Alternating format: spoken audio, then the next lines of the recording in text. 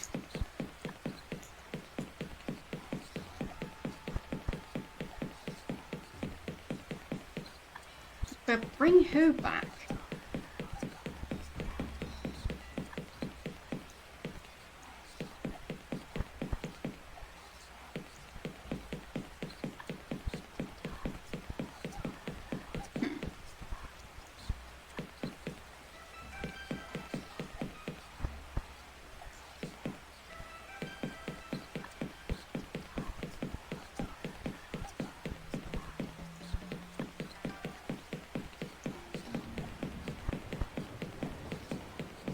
I mean, I have matches now.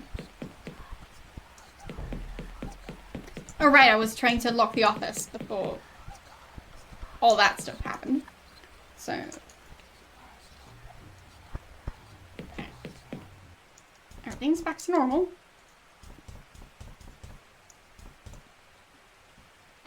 Unlock door. I had encountered far stronger locks in my time. I picked it open within 10 minutes. Open door. There we go. Well, thank you. Oh.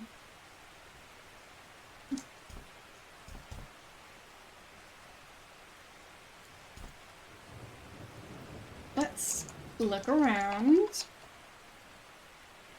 The air in the hotel office was swimming with dust. The proprietors clearly felt that record keeping was more of a formality than a necessity. In the corner of the room was a diminutive but sturdy steel safe. I'm doing alright. How about you? Open desk. The only drawer was empty. Look at desk. There's virtually nothing on the desk, and it lacked a chair. Obviously, very little work was actually done here. Look at shelf. A single shelf was the home of a large number of dust-covered binders and papers. Get binders. Get papers.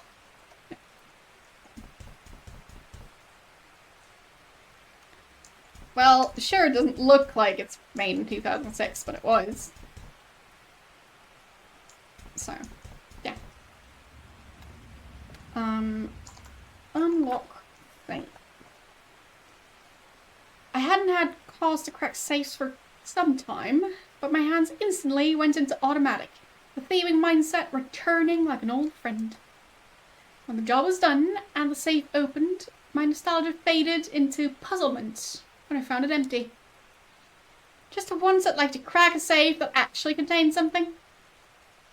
Is that so much to ask?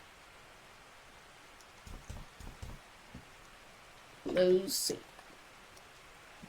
Wasn't sure how. Close door.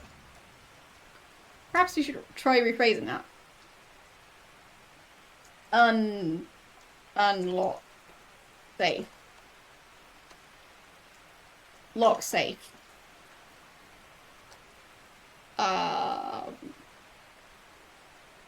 The open door. But yeah, I can't close it back up again. Fine.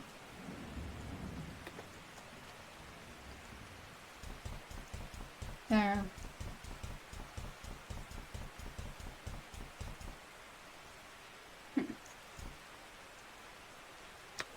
Look at wall.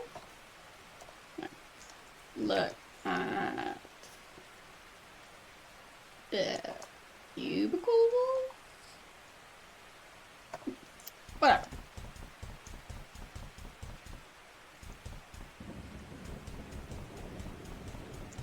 It's all fine. Everything's fine. Have I saved yet? I'll save again.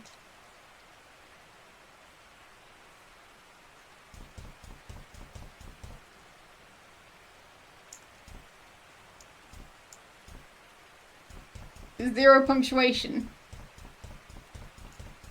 I hadn't really noticed that yet, but odds are I will now. So...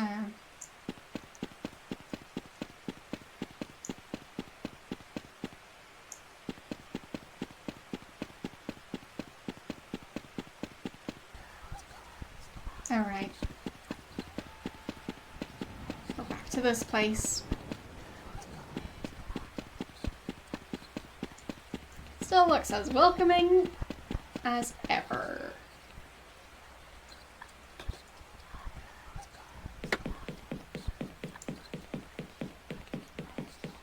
What about this door? Clean. Open safe.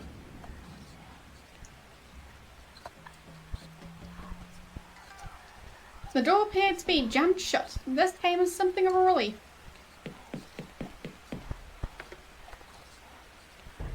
The room was tiny, and the absence of ventilation made the air very stuffy and thick.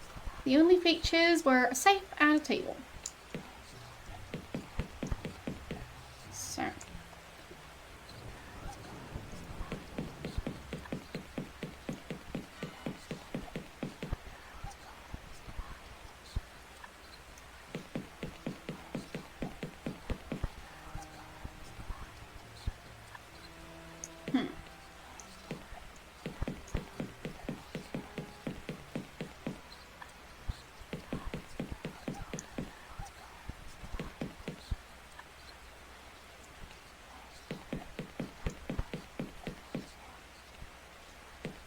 What should I do next? I mean, I could try to go back to that guy's room.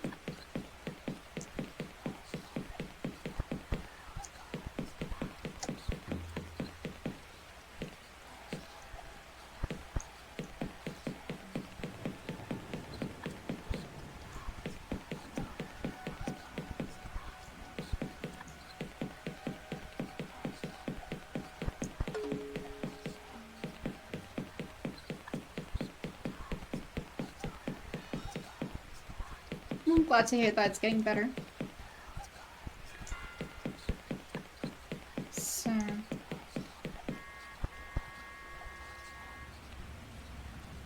yeah, I mean, having a good idea for a game would most likely be difficult.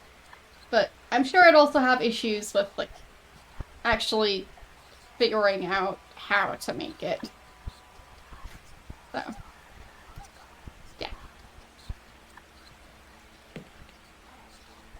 open door.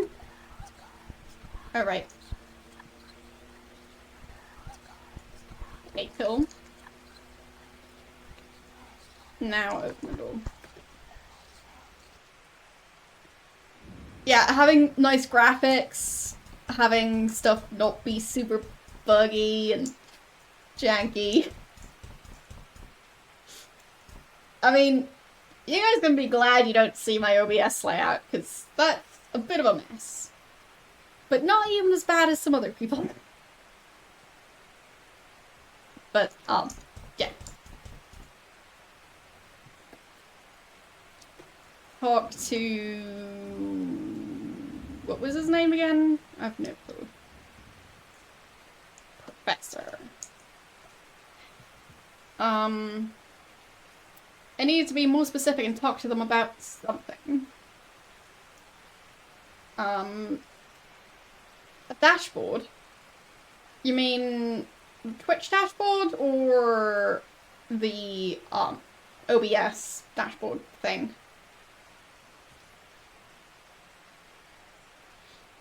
Or do you mean something else? So, ask about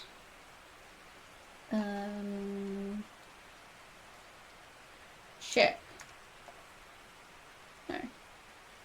Ask Professor about ship. I didn't consider that subject relevant. Ask... oh, Stream Deck, yes. Not sure my cable's going to be long enough. But, yeah, there, that's the edge of my Stream Deck.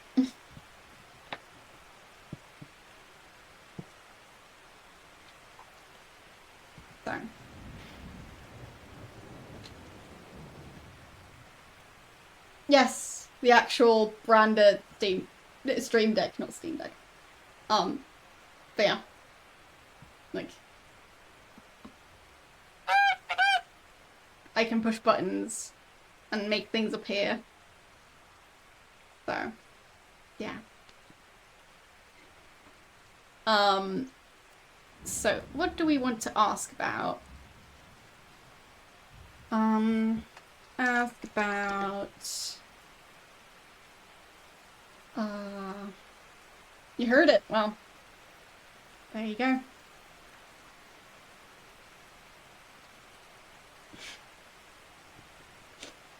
But did you see it? Ask about idol? Where did you say the wooden idol from the Foam Manor could be found? Good grief, Terry. I said we'd discuss it after the fair. As far as I know, it's still in the safe in the hotel office. I bit my tongue before letting slip to the professor that the safe was empty. There was no way I could have explained my knowing that, except by admitting that it had cracked it open. Badger's refusing to get a stream deck. Really? Okay. Fair enough, I guess, but I'm not going back to not using one. I know that for sure. It's so much nicer to just have buttons to click on. Like, I mean, without going out of the game, I can switch over here, I can show my schedule, I can go back to the game, I can switch to the other camera, I can go back to the game again.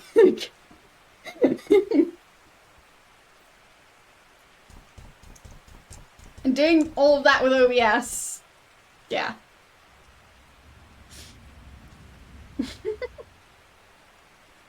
Fair enough.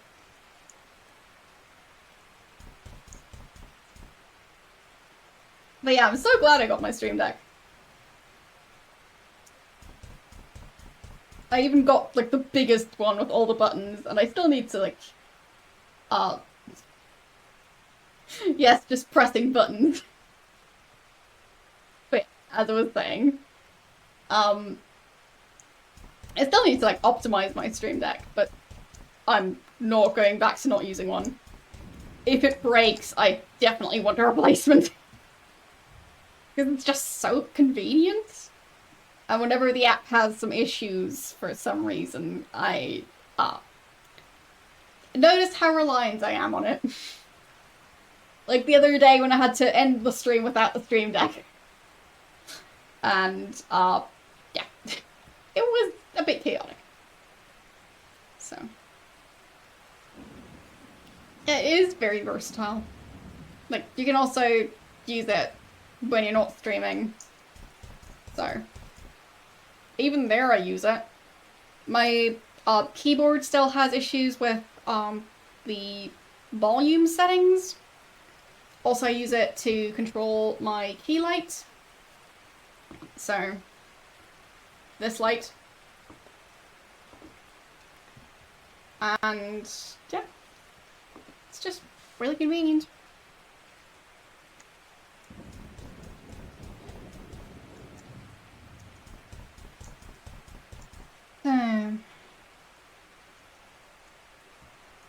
Ask about distance. No.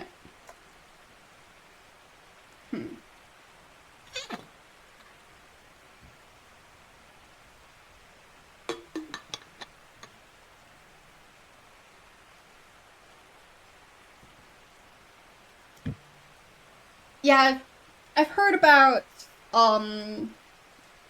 that version. Some people seem to like it. The thing is, I just prefer to like have a dedicated device for it and not have to like, yeah, worry about like using a tablet and it falling over and stuff, because the Stream Deck is quite sturdy in comparison. So there's that. I don't have to worry about like burn-in on my tablet, because if there's burn-in on those buttons, it'll be fine. And yeah.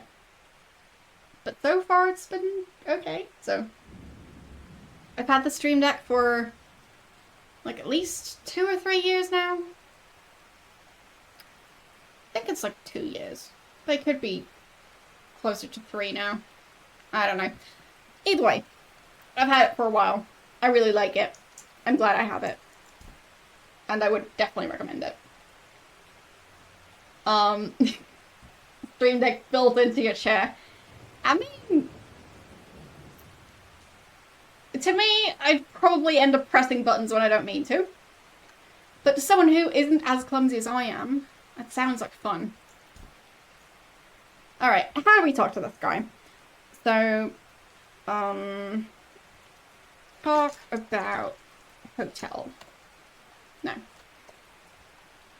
Tell professor about hotel. Have you noticed anything strange about this hotel? Well, now that you've come to mention it, yes. It does seem strange that I can't seem to find any bathrooms. Oh. I mean, agreed. Tell professor about Chip. Tell professor about Bear.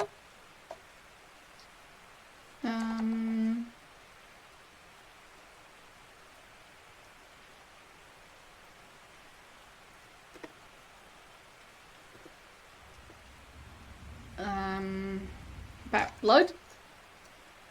No, didn't consider it relevant. How about Defoe? What do you know about the Defoe Manor incident? I know that Simone Taylor and a couple of other people were locked in Defoe Manor for a few days.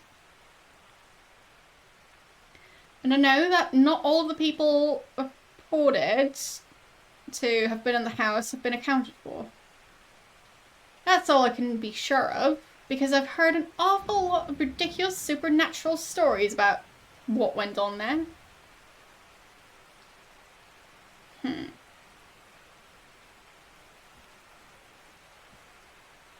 Tell about Simone? Where is his assistant? She said she was just going out for a walk. Okay. I was trying to type Simone, but not what the game interpreted it as. Ask about hotel. Ask professor about hotel. No. Ask about antiques. Ask about... Ask about they. No. Ask about... meaning of light. No. Don't understand meaning. Neither do I. What does meaning mean? So, about painting. No. About lobby? No.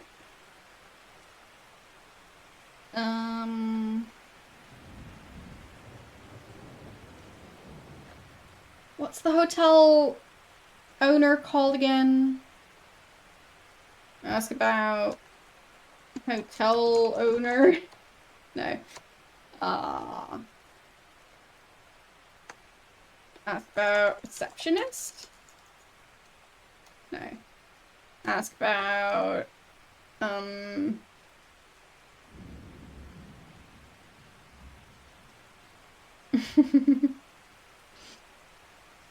Yes, good question. What else could I ask about? Pizza? The game does not understand pizza. And yes, there is no music in this game, currently. Yeah, the game does not understand pizza. I know. It's an atrocity.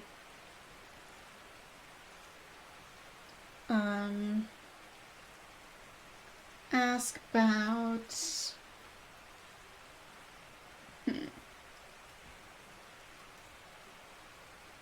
Ask about why the sunlight is always messing up my lighting.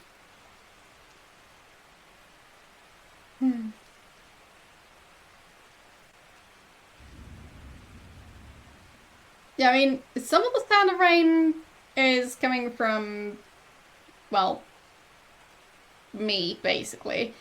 It a thing in OBS. But, yeah. Let's see, can I fix this? There. Something like that. Alright. Maybe we should play a pizza-themed game at some point. So. Ask about... hallucination.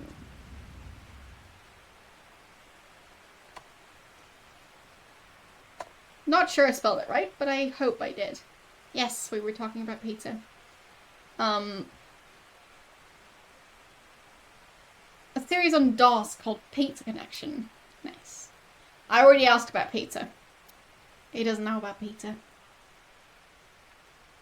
So... Ask about... Bone. No.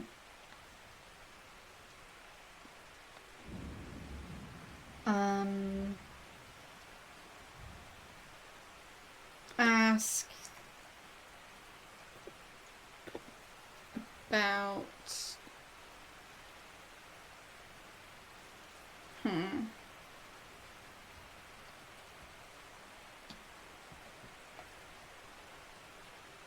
Pizza with chicken and banana. No. Just no. I refuse. The game is currently on sale on GOG for less than $1. Wow.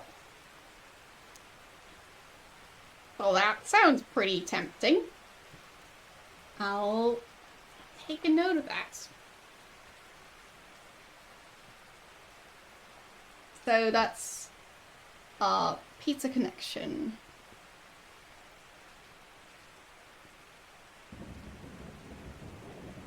There. I've noted that down. Pizza cooking simulator? Or cooking simulator pizza. Sure.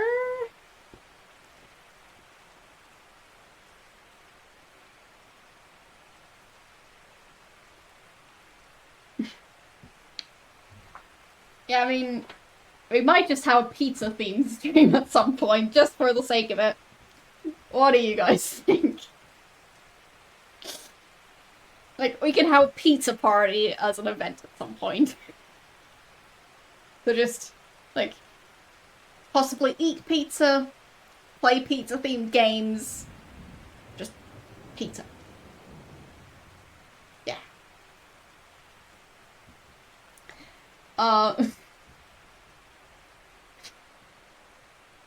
10 subs means someone orders a pizza for someone else. Not sure how that would work. But yeah, I think there might be pizza events coming up eventually. It just sounds like too much fun. So, yeah. Secret pizza. Yes. I mean, if you could, like, sign up for instead of Secret Santa, Secret Pizza. Wow.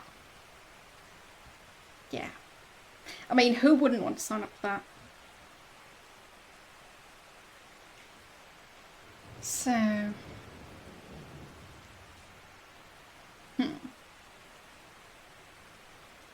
Ask about...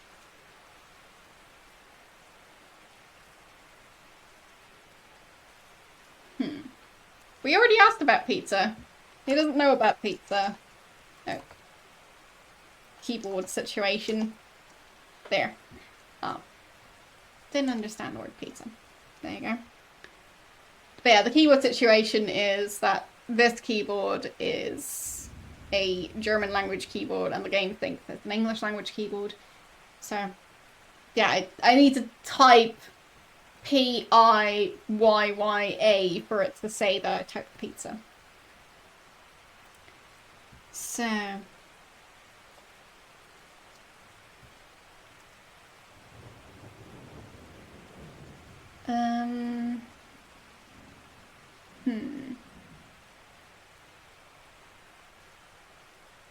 Like, what do I ask about? I don't know. Thank you for the follow.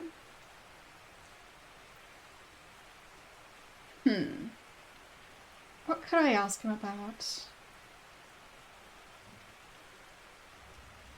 It makes your brain hurt that I need to type P-I-Y-Y-A. But yeah, with the German keyboard, those letters are just switched. So. Yes. P-Y-Y-A-P-A-R-T-Z is how I have to type pizza party.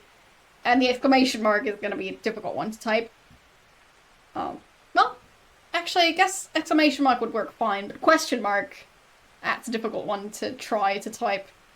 So, on this keyboard, the way you type it is this keyboard combination. So, look, this key combination. And it's just a line.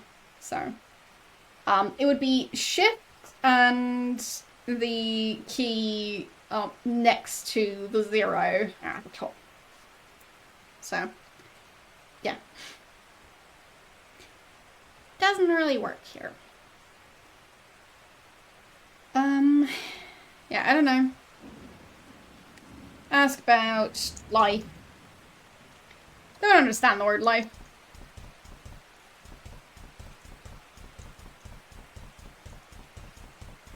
Okay, one more question.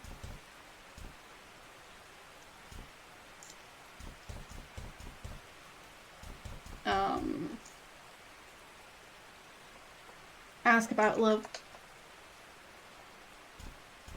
What is love? Okay, I had to do it for the memes. But I'm not gonna start singing it.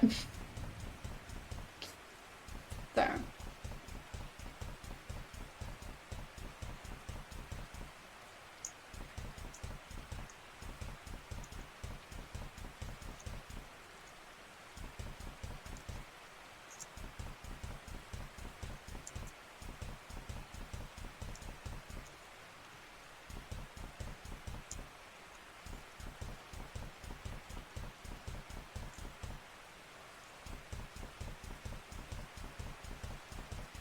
What's this thing on the wall?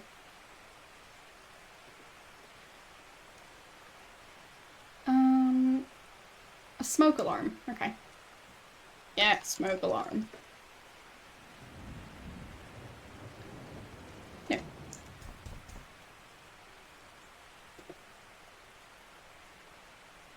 Okay. Nothing's changing.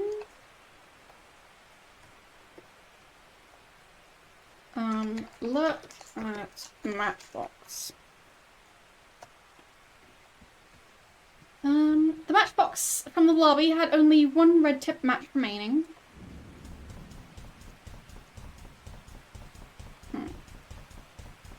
But I don't know what to ask the guy about.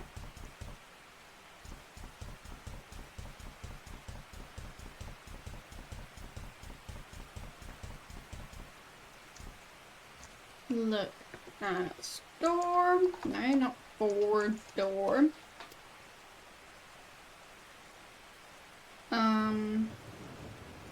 An open doorway was the only exit beside the staircase. Open door. Stuck or locked. Use lockpick. On door. Unlock door. Still refused to open. Push door.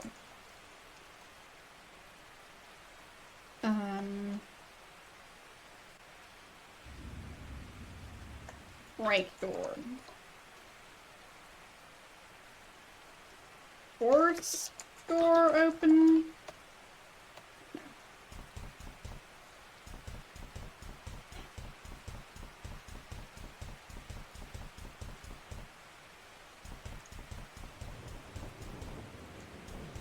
Yeah, I think I do want a hint, if you have one.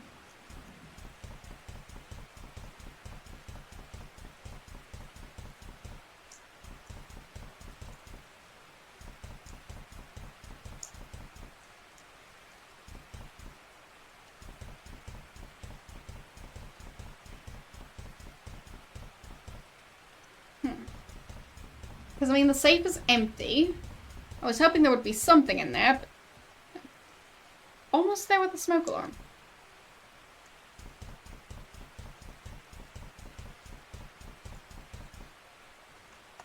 Yeah, smoke alarm.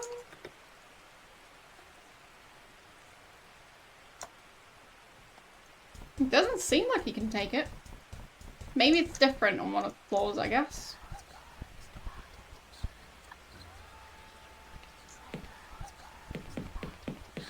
Oh, smoke alarm and I've got a match. Right. Good one.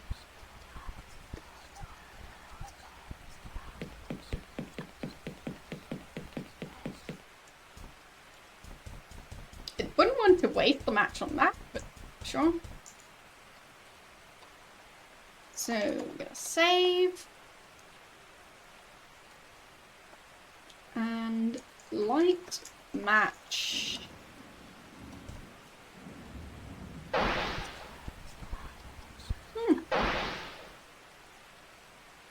Click. Oh, they're fire escapes, I think.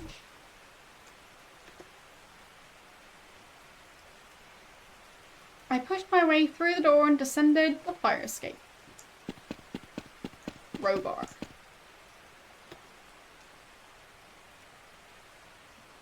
Check the crowbar with me. Perhaps it could serve a purpose. Okay. Well, I didn't hear the alarm. Maybe the alarm itself is broken, but it unlocked the fire escape, so good enough. Look at table. It was probably used for garden maintenance, tool storage, that sort of thing. Yeah, but it has an extra line of pixels. Why? Fine. I climbed back up the ladder and entered the same floor I came from. Okay.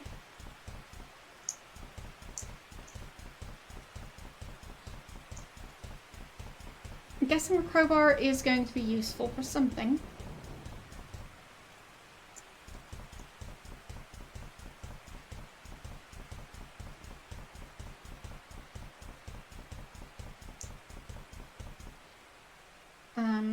Use crowbar on door.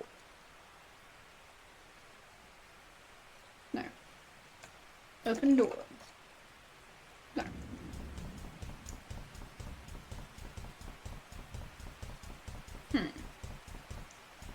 So with the crowbar being that old, where am I going to be able to use it?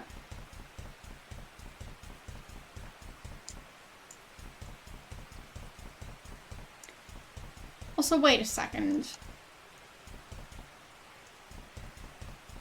The other view of the hotel, I think that's supposed to be the future.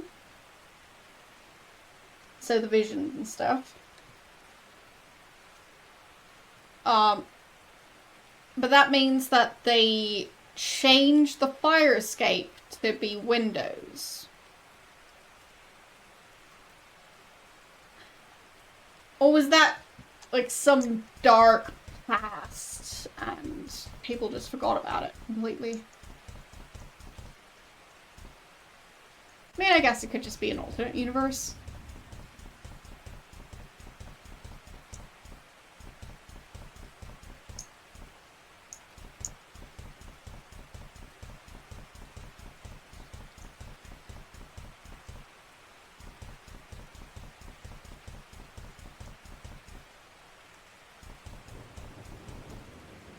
So I guess I'll use crowbar on this.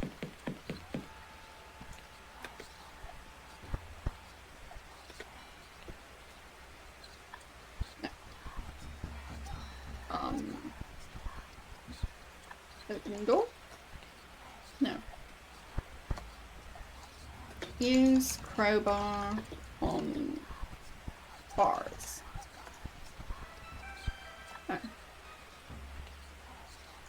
Remove wood.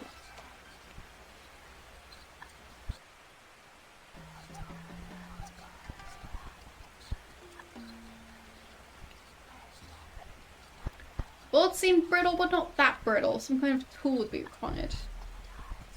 Use crowbar on wood. There we go.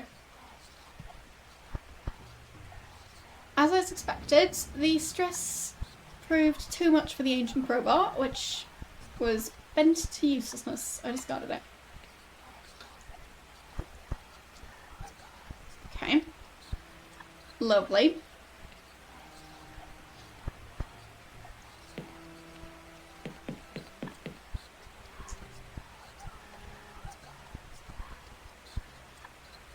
Judging by the smell, this room had probably not been ventured into for years. Desiccated corpses dangled from the ceiling, left to rot by some warped interior decorator. But this is when we start calling the interior decorator warped. Look at bag. Sack tied up at one end, sack oozing foulness in the corner. Bag. The mere thought of what that bag could contain made me feel ill. Get bag. No. Open bag. No. Coat bag. Pick bag.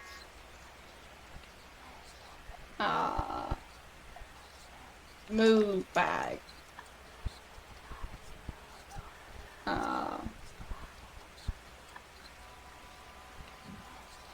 There at the bag. Nip bag.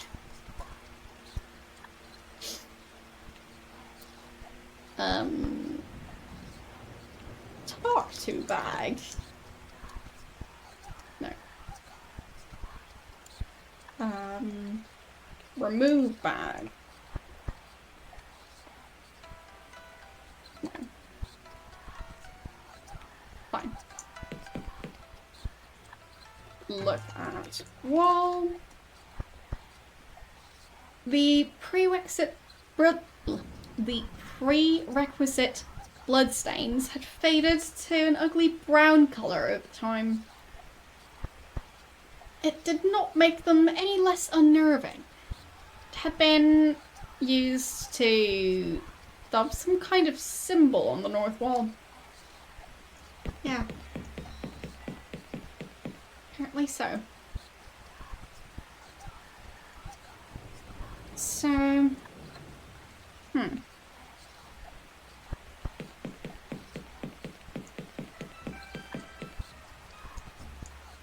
Patch. Symbol. Symbol. Touch. Symbol. No. Symbol. Okay. I'm bad at typing. Touch bag. No. Feel bag. No.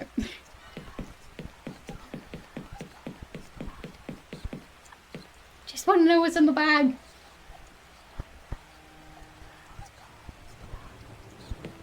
But I guess maybe the door is open now when we get into the other reality. So... take pill.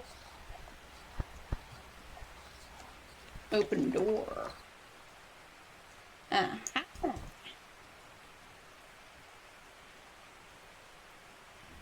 Okay. So... Professor Curl's antique show was as sparse as this, as its small venue would indicate. A couple of tables were laid out with various trinkets, and a charred rocking chair was the centerpiece. Yeah, apparently so. Look at chair. An involuntary shudder went through me as recognition dawned.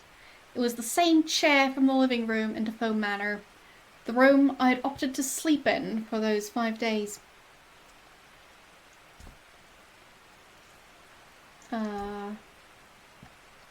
Look at items. Look at object. Look at trinket. Look at thing. Look at stuff. Look at table. There.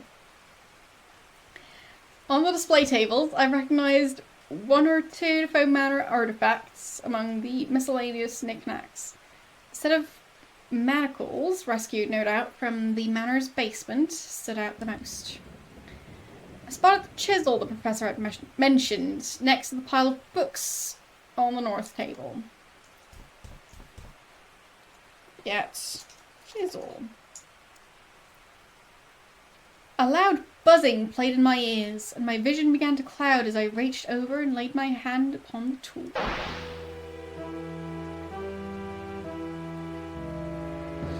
Somewhere in the Atlantic, July 25th, 1789 AD.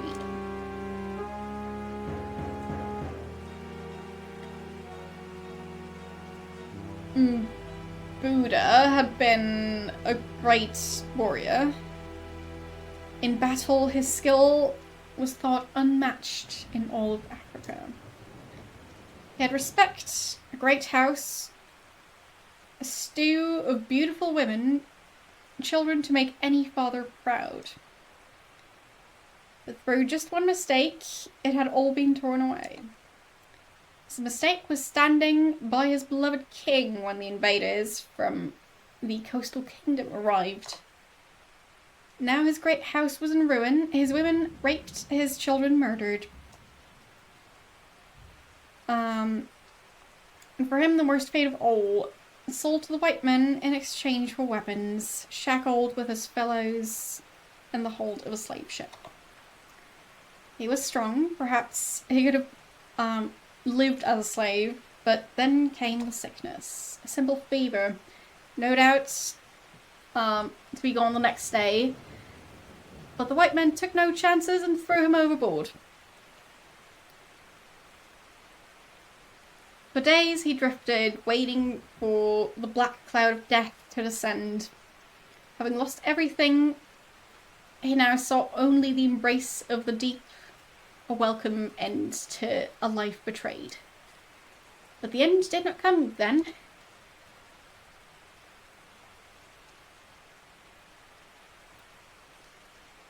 Coming around, Captain.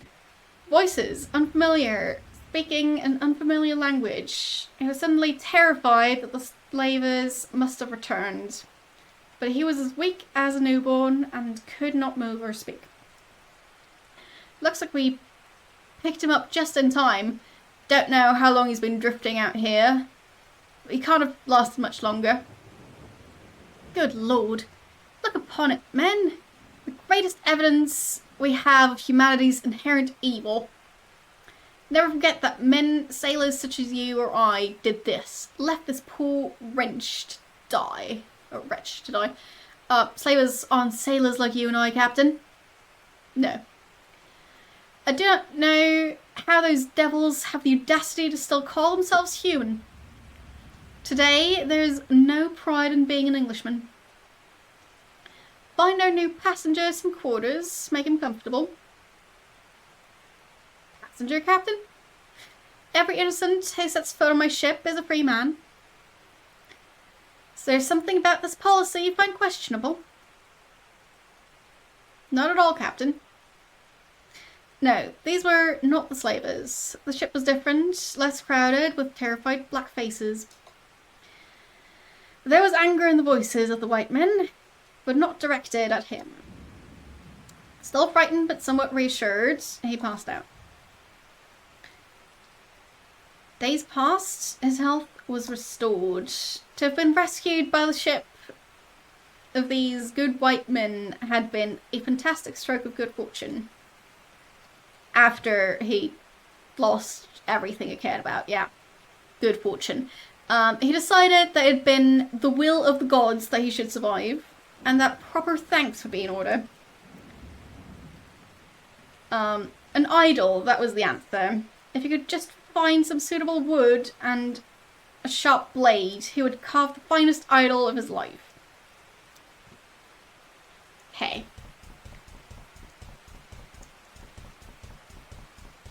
So now we're looking for something made of wood that hopefully isn't like that important to this ship. Because otherwise we'll be in trouble. So, down.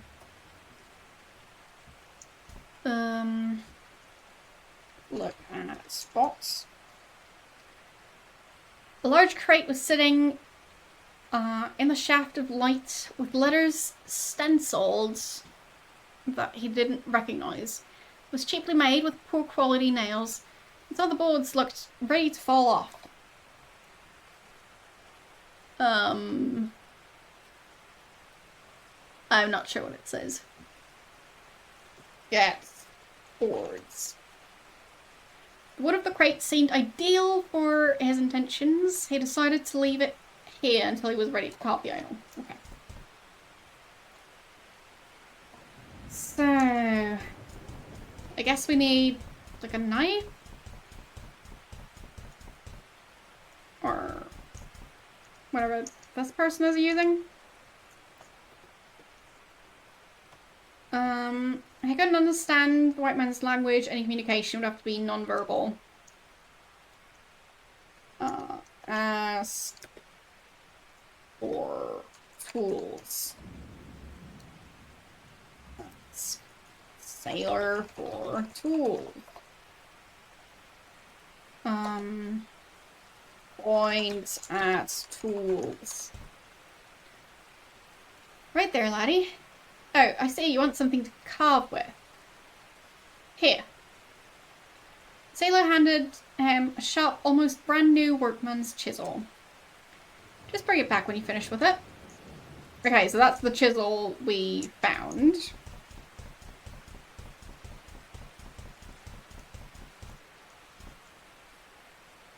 Line. Yeah, it's boards.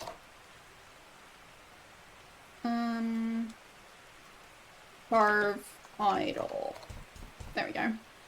With the chisel on the wood of the crates, he could finally create his offering.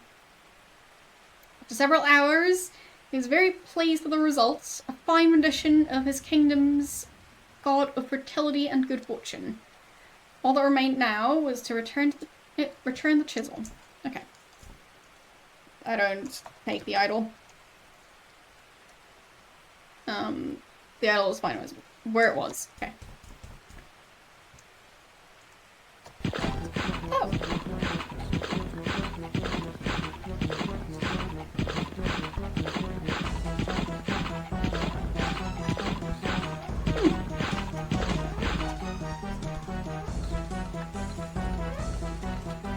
Well.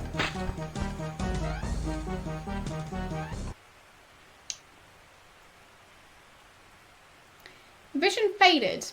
I felt myself being hurled forcefully back into the present day.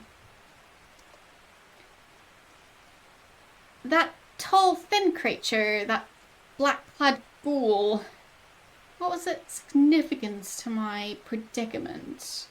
Why did it appear again and again throughout history to spread death and horror? There was no connection to the idol's shape. Or... the tribal deities. The tall man was no fertility god. Must have been connected to the wood of that crate somehow. There'd been a name on that crate. I wasn't able to read it, but I, looking through his eyes, had O'Malley Shipping. Okay. Could the owner have been an ancestor?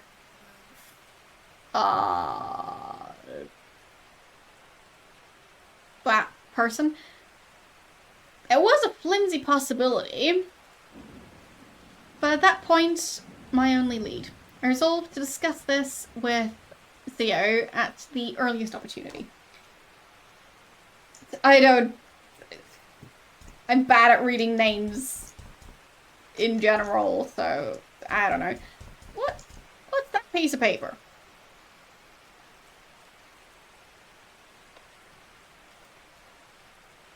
So, take paper.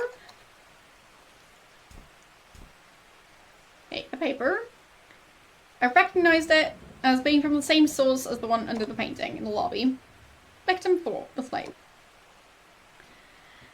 The fourth man who decided judgment was the slave who had not been brought to Freehorn's message and who tormented the wood that was the prince's soul with a sharpened blade.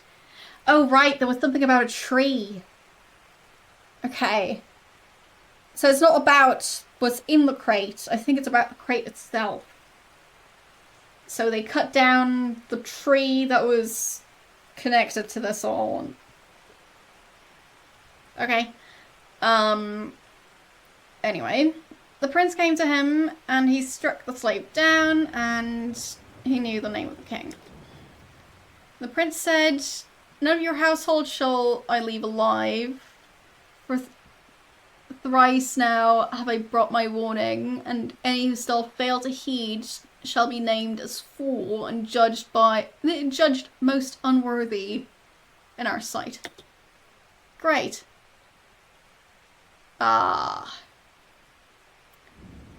Okay. Still story.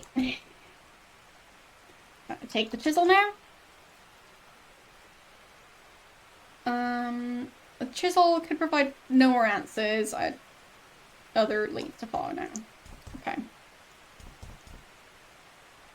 So, what else was there that I was supposed to pick up? Oh, the shackles.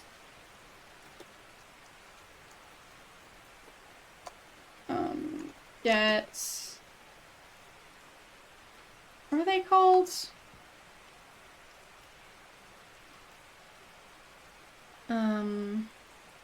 Maybe I can't pick them up. Look at table. Manacles. Okay.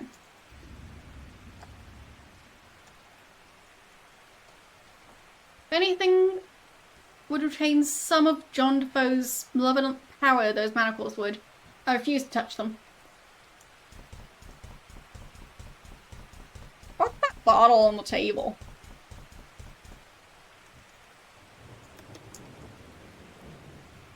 not close enough. I took the drink with me. Something told me it would come in useful. Okay.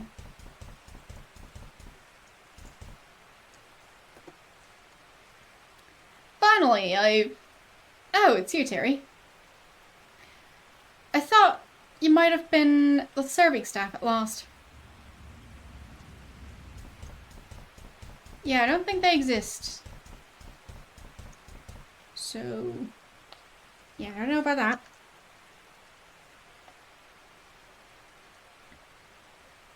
Okay. Open door. Nope.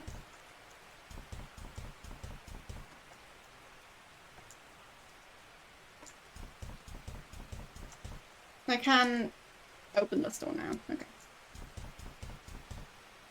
And he's not worried about me just barging into that room? Okay. Fine. So... has Assassin said she was outside, I think? Right.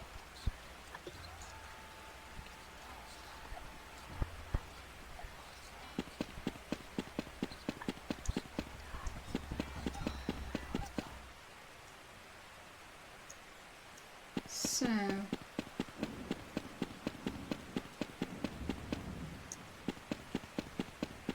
don't mind the rain sound.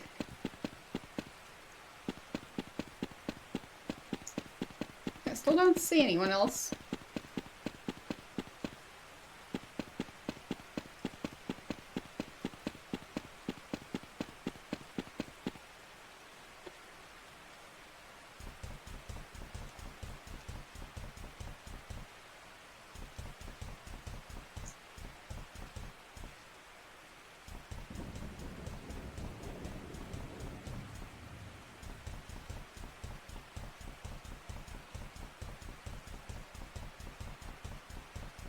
They should add an elevator.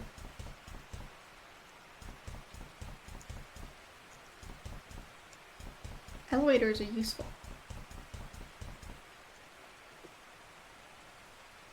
Okay, so nobody in here.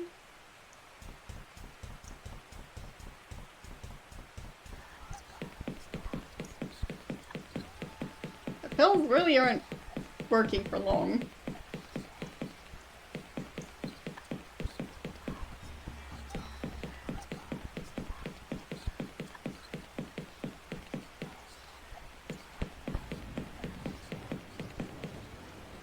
Handrails, yeah.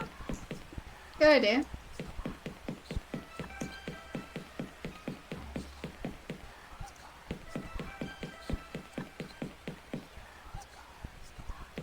So...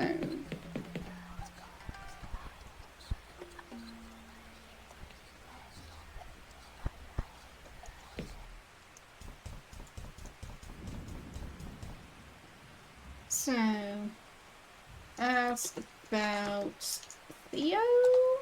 Oh. What was the assistant's name? I don't know. Ask about... last time I typed Simone and it mistook it as the other name, so... no. Okay. Fine. I think that was just a glitch last time.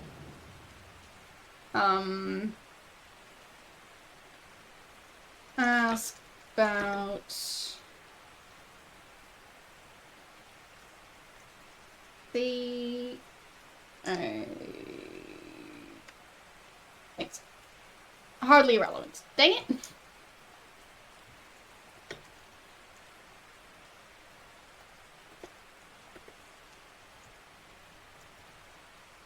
There. Where's the assistant? She said she was going to get a drink. Keep telling her it's not right for a girl her age to drink so much. But what do I know about young people today? Okay. So which way did she go? Oh, wait. Wait. Yeah. He doesn't say where. Not in here. Oh. How did I get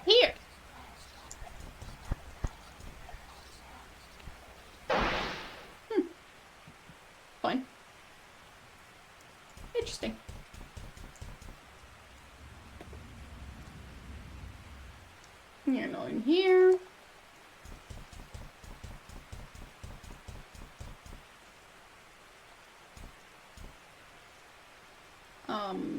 Push doors open.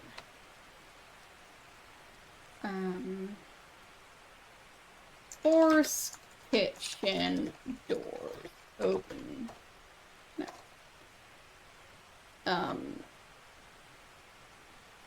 Break door. No.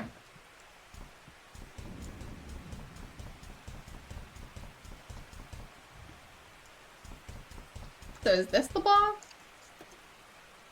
There. Okay. Mr. Riley, have you seen any of the hotel staff anywhere? Afraid not. Perhaps they go to bed early in these parts.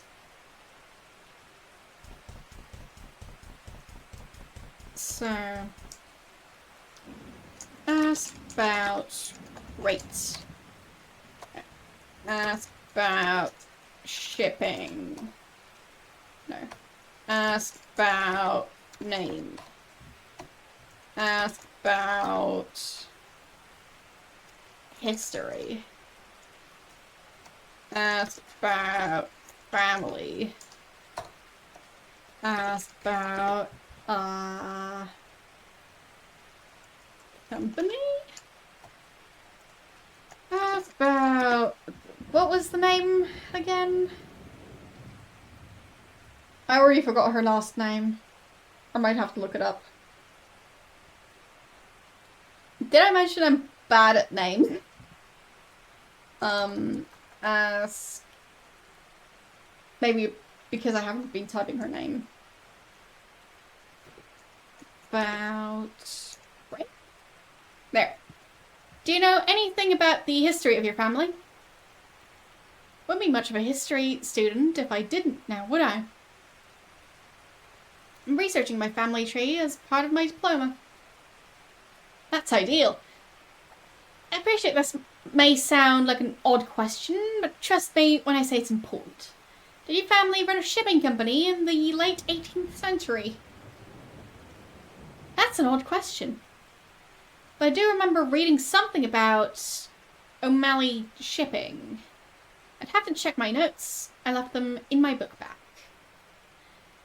Can you meet me in my room in about 5 minutes? I'm in 2A, next to A... something. I'll see you there. Okay.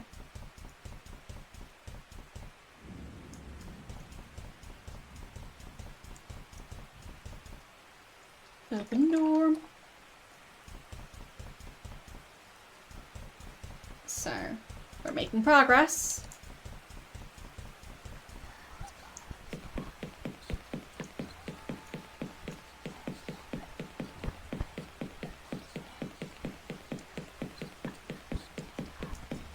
I think it could have done with some extra sound effects whenever you touch the blood.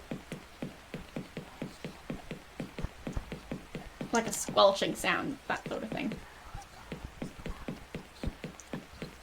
So 2A, she said, I think. So. And open door.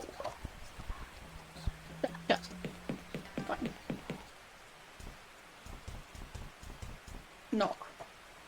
Door's open. Open door. Oh, that's not right. What? Whee! Come in, please, Terry. Do you have the papers? Must you always get right down to business? Come and sit down. Let's talk. How are you feeling? We were a little worried about you. I have these moments of illness. What do you want to talk about? Defoe Manor. It kind of interests me. I was really into the media coverage of the incident at the time. This client of yours, the one who wants the figurine, what does he know about it? Well, he has an interest in the occult. There's some nonsense story going on about it. Something about the idol being a vessel for an evil ghost. I wasn't really paying attention. Really? I don't remember hearing about that in any of the reports. No, you wouldn't have. It wasn't widely. Have you heard the story that Trilby was in the house? I could feel cold sweat drooling down. Drooling seems like the wrong word here, but drooling down my spine. Every fibre of my being was concentrating on not giving any outward signs of alarm as she spoke of my secret name with wide-eyed enthusiasm. No one believes it, but Simone Taylor insisted that was true right up until, well, you know. She says he saved her from the house. I think it's a little far-fetched. That's exactly what Abed says. He says a ghost is one thing, but throwing Trilby into it just makes it seem silly. Truth be told, I don't think Abed believes in Trilby any more than he does the ghosts. He's so grounded in reality. Sensible attitude. Have you always been an antique dealer? Please, I came here to talk about... Let me put that another way. Have you ever been an antique dealer? I knew it. The outfit, the hat, Terry Railby. You're him. You were in Defoe Manor. And now you've come here to finish off the ghost. I always knew there was something else. In this world, that there was something better, more glamorous, just below the surface. Will you take me with you? Listen to me. There's nothing glamorous about what I do. I live in shadows that threaten to consume me every single day. And if you pursue this any further, you're going to walk straight into one. What are you talking about? There's something extremely dangerous in the hotel. I don't know what it is, but... Oh god. No!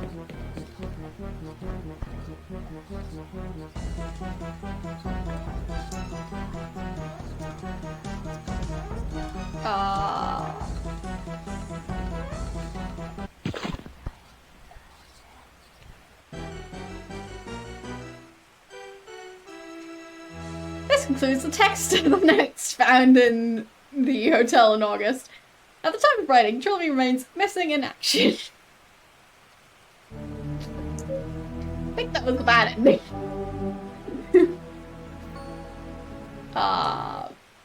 Okay.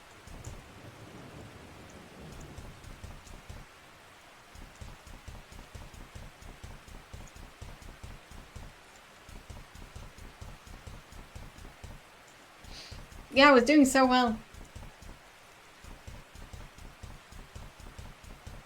Wait. Was this after I talked to her about it?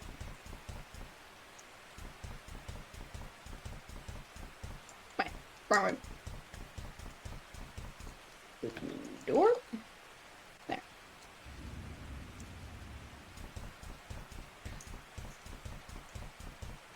So, ask...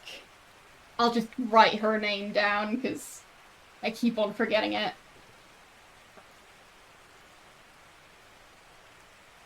There.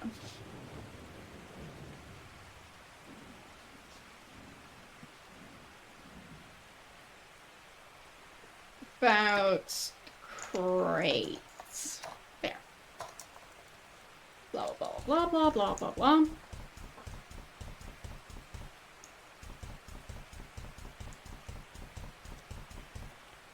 Open door.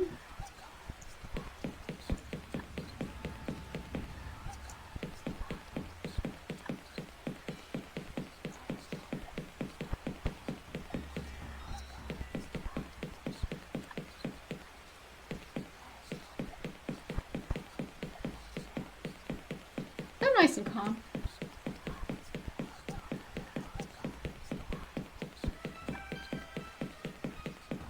glad the whispering sounds have stopped.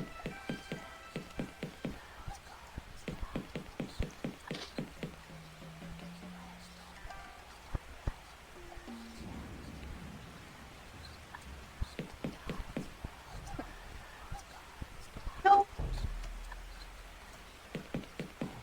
So, we go. And knock. Doors open. Okay.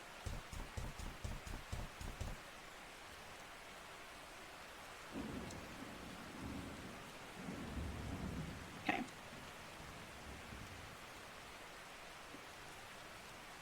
Can I save at this point?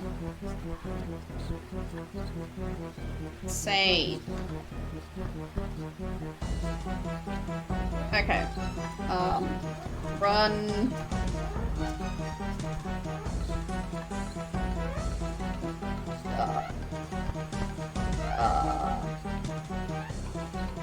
That creature with lockpick. No. Lee. Get up. I tried to push myself up, but the muscles in my arms gave only a quiver of fear in response to my urging. Dodge. No. Sure, we can try and kick him. Kick creature. Yeah. Sorry.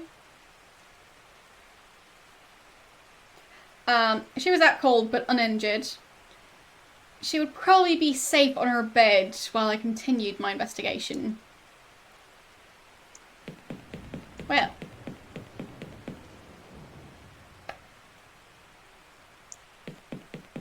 It's fine. Search bag.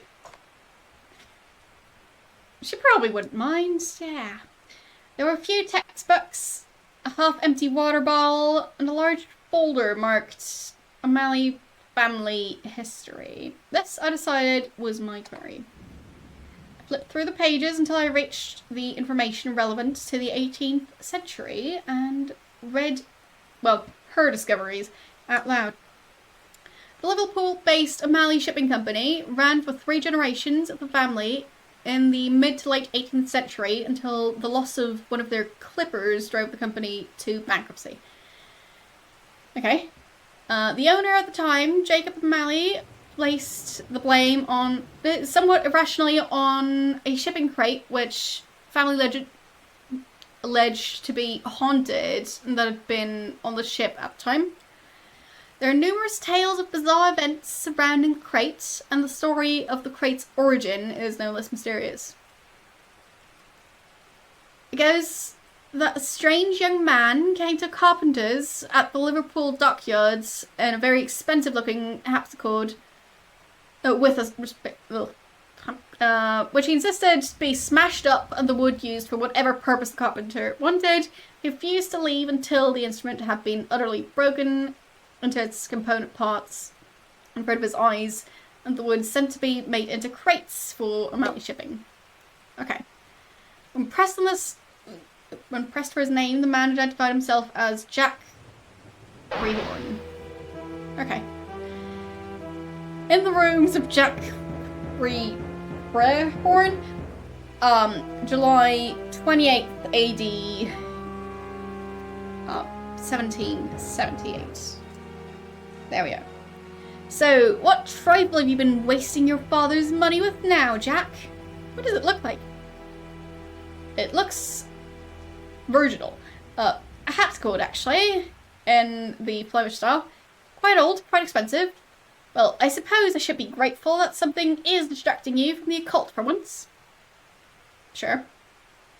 I fear you may be speaking too soon, my friend. Oh God, I should have known, you and your silly obsession. So, what devilry inhabits this magnificent instrument? The instrument, as a whole, is, for the most part, untainted by the ethereal realm, or ethereal, whatever. But its keys are what is haunted. Usually they've been carved from centuries old oak. And that's the interesting part. Will not be disheartened by that sharp tone, whatever. The wood was gone through many incarnations, items of furniture, building material. In fact, just over 200 years ago, it was part of a wall. A wall of a certain inn on a well-travelled road. The Unicorn. I'm so pleased you remember. Could hardly forget it. The way you've been obsessing quite hurtly over it of late. Your correspondence possessed in filling your head with rubbish about ghosts and demons. I count myself very lucky to have tracked down even a small piece of that history. Whatever. I know I've already told you some of blah blah. This instrument has had quite its fair share of mysteries. Usual batch of strange noises, sudden madness. Say sense, my friend. This curiosity of yours for all things ungodly has no doubt already befouled your immortal soul. You're a fine fellow, Wilbur, but you have not a drop of romance in your body. Now, stop browbeating me for inquiring my mind. For my inquiring mind. Okay. Okay. Still, the text speed is just much too fast. Makes it very stressful to read. Especially when you keep on misreading things. That night, Jack was stirred from his bed by the sound of music emanating from his new instrument. Thank you.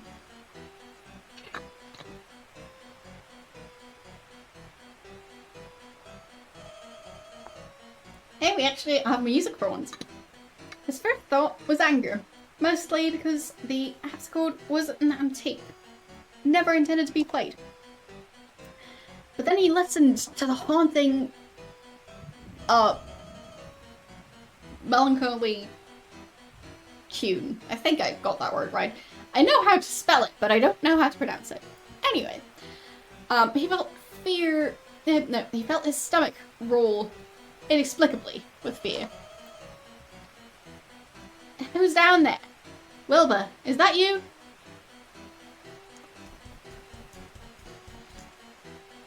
Let's see.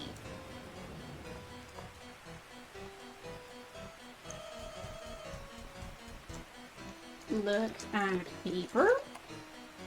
A disorganized collection of writings pertaining to the occult, particularly the strange events that surrounded the Unicorn Inn in the 16th century.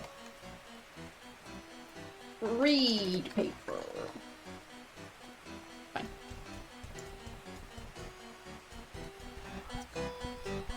Well, the whispering is back. Jack could not take a step further because he realised with a lurch that he recognised the dark figure that sat at the keys. He had read of this strange entity heard frequently in stories surrounding the Unicorn Inn and the objects that were later constructed from its wood. And he knew with absolute certainty that the tall man would destroy him were he not destroyed first.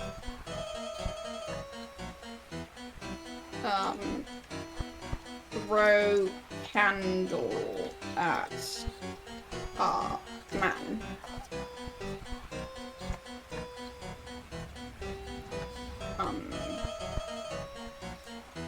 Drop candle. Run. No, I can't. Okay. Throw candle at... Am I going to be able to spell it? Harpsichord? No. I probably didn't spell it right. Throw candle at instrument? No. Light man on fire. Jack knew that any attempt to interact with the creature could spell disaster.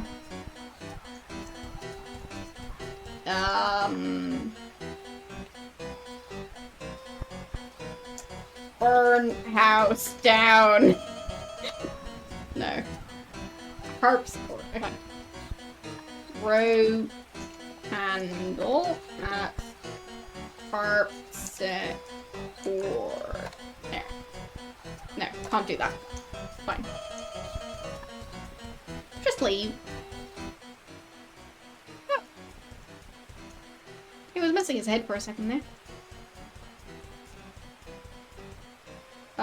Light papers. Drop handle on paper.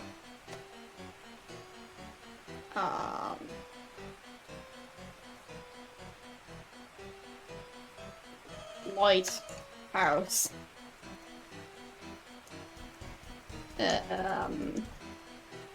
Drop handle on bed. No.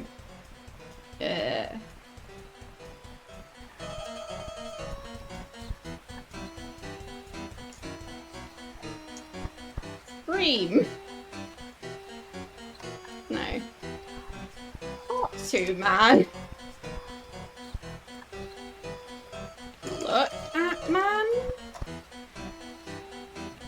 The tall man was playing a haunting melody on the harpsichord. Except for his hands, his body was completely still. Look at harpsichord.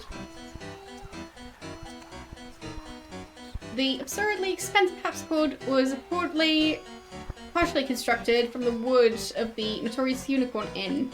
Jack inadvertently welcomed into his house the evil of that place. I mean, he bought that thing on purpose. What did he expect? After researching all of that stuff, he figured, yeah, it's probably not real. But he researches all of that anyway, and then, whoopsies, the thing that I basically hoped would be haunted was actually haunted.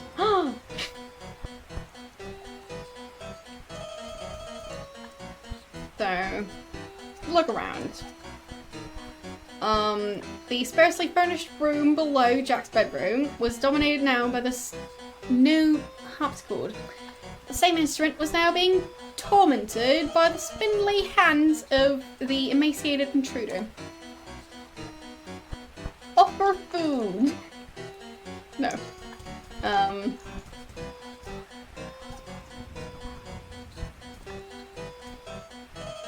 Look at table. No.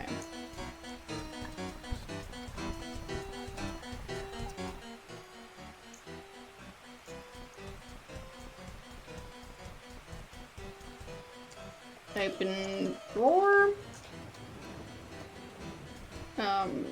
Look around. He was a man of modest means and desired little for comfort. The only pieces of furniture to speak of were a bed and a desk. Open desk. Take paper.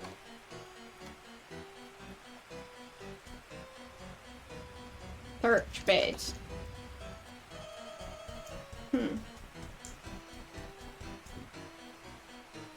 No. What am I supposed to use here?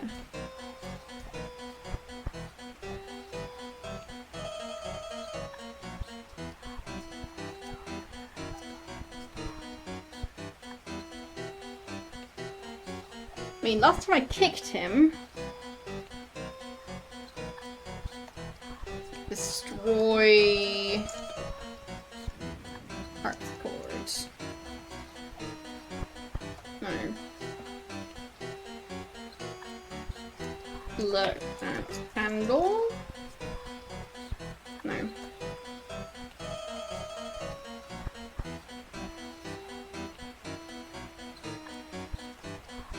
Light fire. No.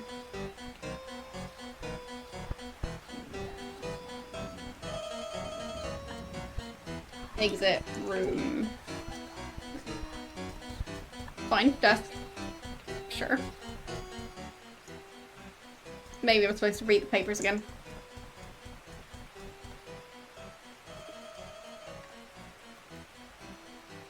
Okay.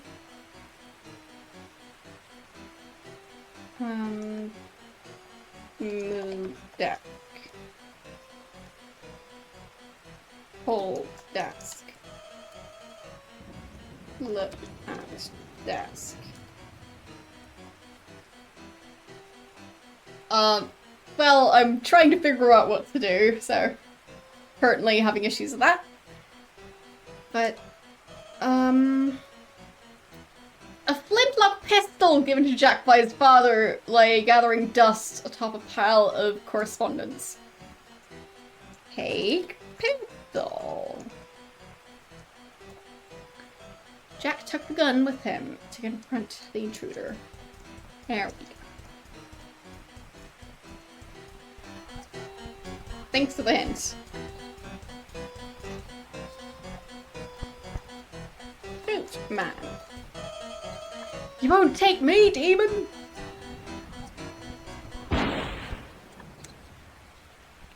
Well. Wilbur? No. Oh god, no. But I could have sworn... You! I know you! You have... Oh god. Please forgive me, your majesty, for my transgressions. I'm worthless, craven fool, not worth a second of your precious time. I beg you, spare me. I'll redeem myself for my offense. I'll be yours forever, my body, mind, and soul. Okay. Thank you, my lord. Thank you. Identified himself as one Jack Freon. This may well have been the same Jack who went on to form a bizarre religious cult, a depraved group of paganist worshippers who are spoken of with much derision by conventional society. With my latest flashback, my knowledge of the history of the cursed wood gained another step. For the crate, it had been a harpsichord, and sometime before the harpsichord, it had been part of some kind of hostelry in Wales. Then called the Unicorn. I had that ring a bell somewhere in my recent memory. I'd definitely seen something in the hotel that was linked to the place, but where? See her? Well, she's gone. Leaving? He didn't die, though. At least not there. So he had the instrument destroyed. Well, not destroyed. Made into a crate.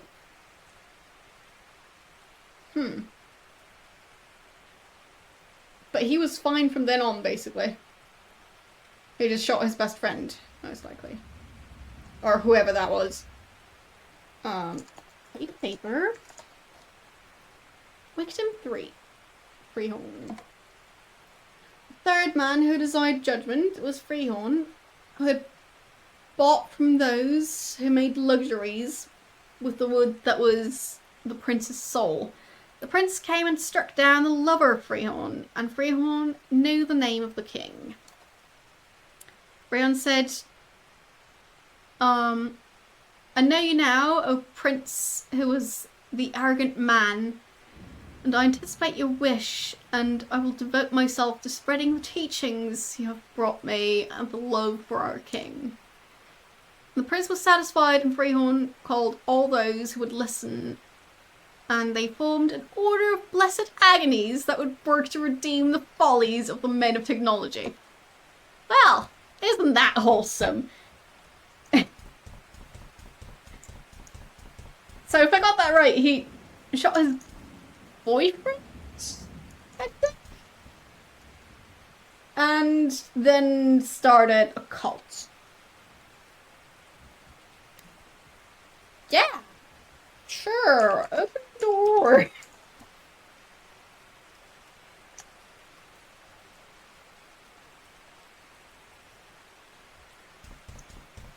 Because I think Wilbur's a guy's name, isn't it?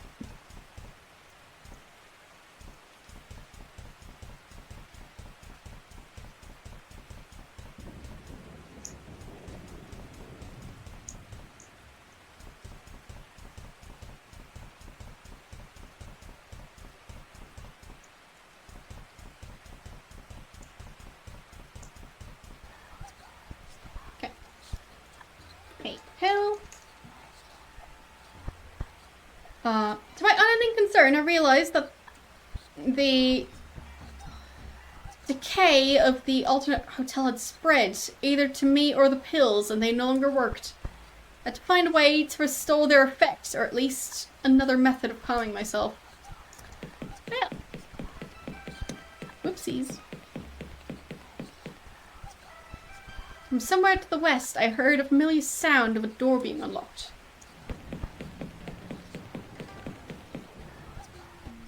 Lankman? Lankman, wait! Okay.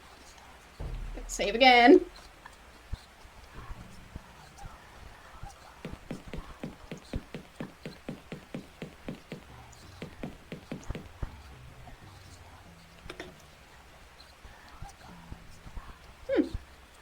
Nice. Lankman.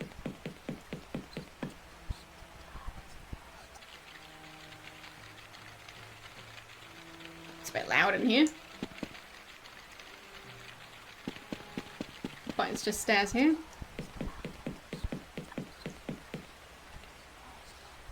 The emergency door refused to budge. It appeared to be jammed. Not sure where Lankman went. Fine. Let's look around. The grimy cellar had been abandoned for some time. A large section of the floor was worn away. The worn down area had been conquered by a swarm of greasy black beetles.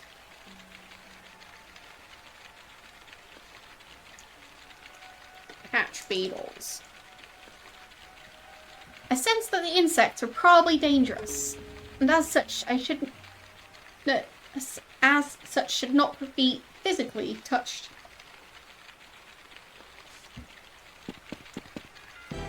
Yeah. They're those kinds of beetles. I figured they might be. Okay. So, I think... I have heard of those specific beetles. I follow a YouTube channel. And I know all great stories start like that. Anyway, a YouTube channel focusing on,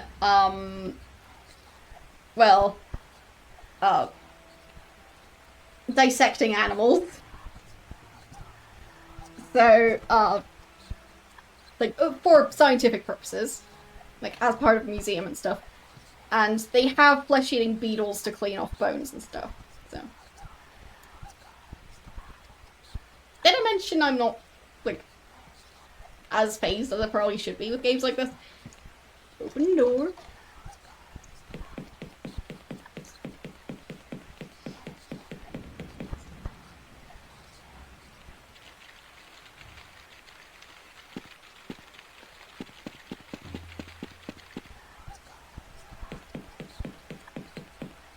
But yeah, they also have to, watch out that those beetles don't get into the actual, exhibits and stuff.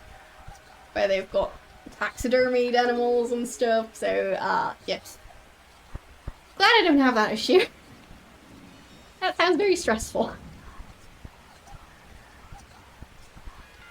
So, and yes, not physically touched, but, an emotionally moving poem might just be the thing to get them on our side. I don't know.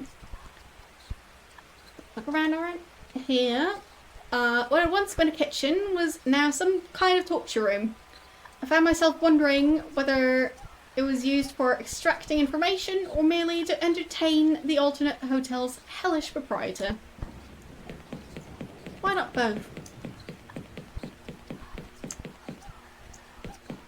So, look at tools. An array of unpleasant-looking utensils hung from a series of hooks, drooling fresh blood down the wall. Get tools. No. Open oven. The oven, the sole remnant of the kitchen's former usage, was stained from the inside with desperate handprints.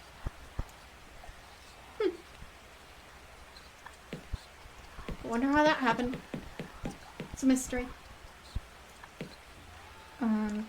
Push door. Lock. Okay. Knock on door. No. Look through window.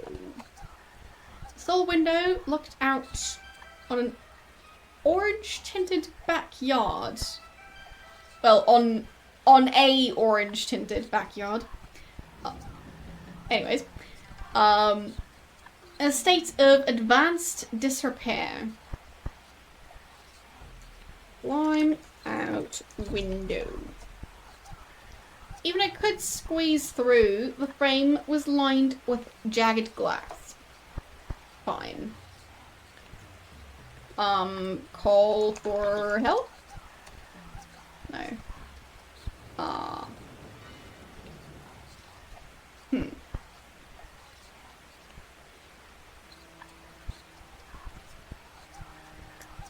I'm not sure.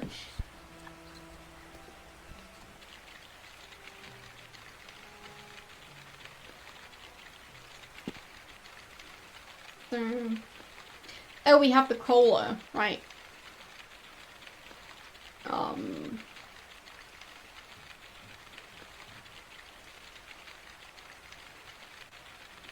Nah, I won't save right now. Bring cola. I took a swig of the beverage. I could almost feel the caffeine starting to heat up my brain. Nope. Didn't work.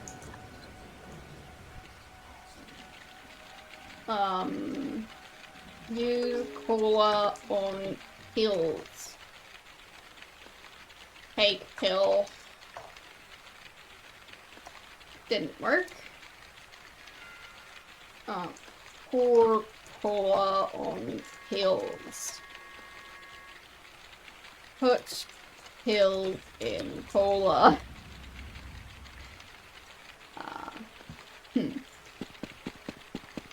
Was there something in the dining room?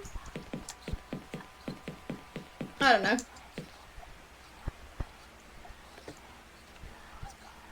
Not really.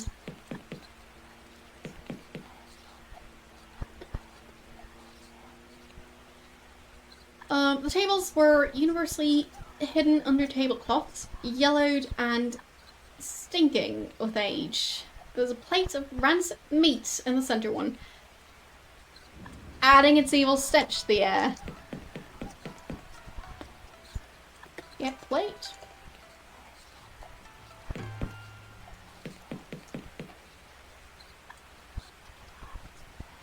I tore a lump of meat to take with me.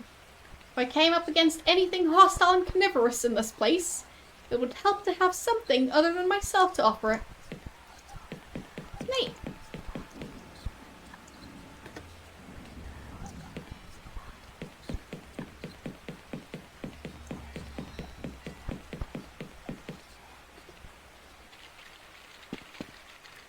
And throw meat at bugs. There. Well, that worked.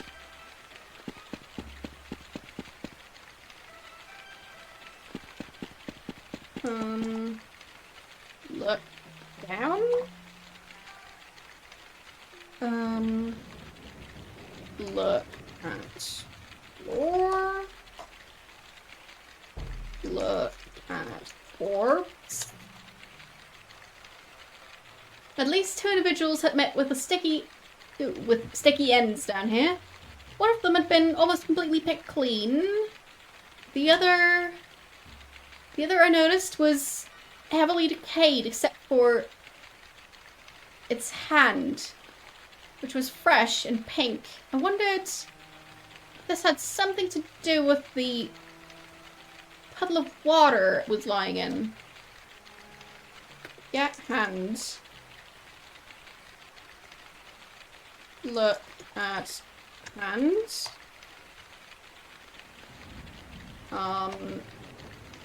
Look at water. In the far corner of the room was a puddle of water created by drips from above. It had a curious colour to it, and the drops seemed to glow with their own illumination. The liquid was having a strange effect on a nearby corpse. Drink water. It was almost as if the water was drawing me to it. Not like a scrabbling thing in my mind, like the chisel or the painting, more like a beckoning siren. I couldn't help myself. I crouched down and dipped my hand in. It felt uncommonly refreshing and brought an amount up to my lips. My unhygienic surroundings forgotten. I saved before this, so it'll be fine. As a pleasant feeling of simultaneous coolness and warmth spread from my stomach, I realised that the water had some sort of rejuvenating effect. I had no explanation for this, but at the time I didn't care. I was beginning to feel in the back of my mind the familiar tickling sensation that indicated a reality shift. So I swiftly scooped a few drops of the liquid into my pill bottle, shaking it through the remaining pills. Nice. Now we sing.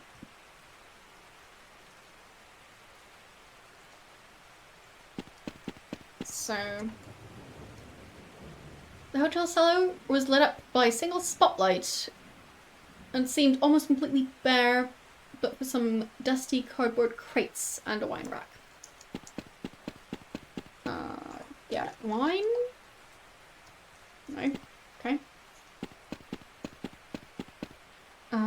Open crate. They contained nothing but chipped cookery and old newspapers. I had no interest in them. Yes, glowing magic healing water with a corpse in it. Open door. Refuse to budge. Still. Well. Open fridge. I had no interest in the hotel's food storage. Well, I do. There's nobody in here. Open oven. Nothing was being cooked. The ovens were switched off and free of grime.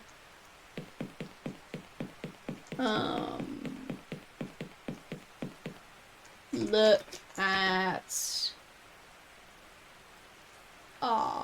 counter. The preparation counters were scrubbed clean. This is clearly a very efficient kitchen. Look at wood. No. Look at cutting boards. Take the wood? No. Whatever. So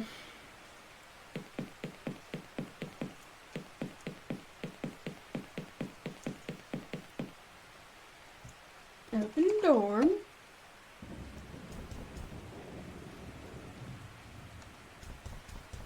Where did I go?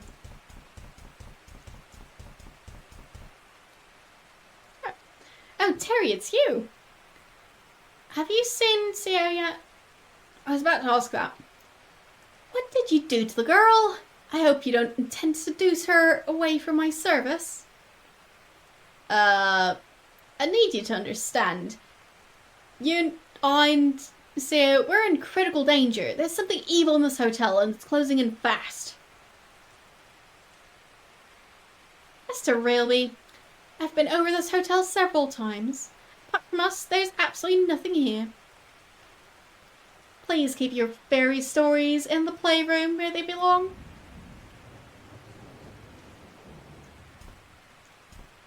How about idle? How faster about idle? Why isn't the idol from the manor on display? That ugly thing. Do you even have to ask? I only brought it with me because Sarah insisted. She filled herself with all sorts of nonsense about what happened in the faux manor. And she was convinced that little trinket was the same one spoken of in the papers. In the account by that tailor woman. Ask about Chisel. No. Ask Professor about Chisel. Tell Professor about Chisel. No.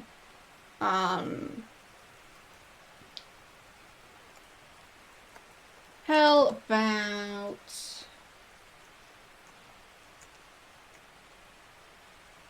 there, that's how you spell her name.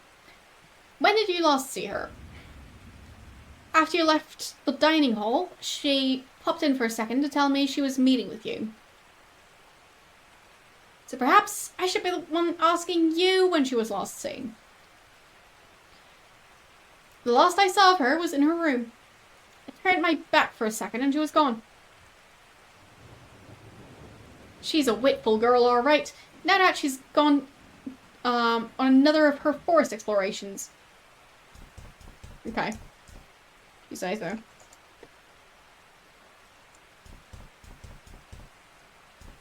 Not sure if she's still alive.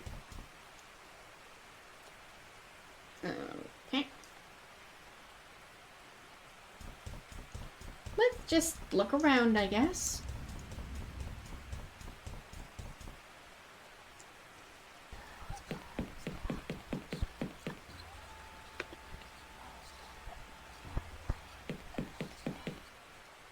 Everything's fine. Nothing going on.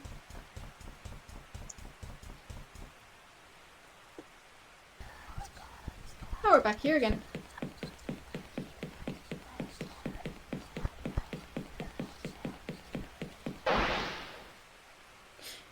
Okay. Look inside.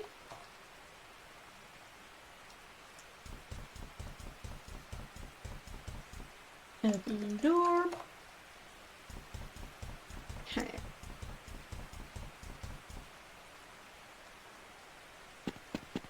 Anyone out here? Nope.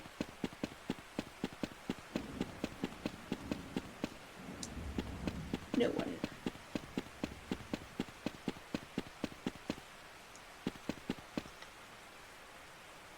So.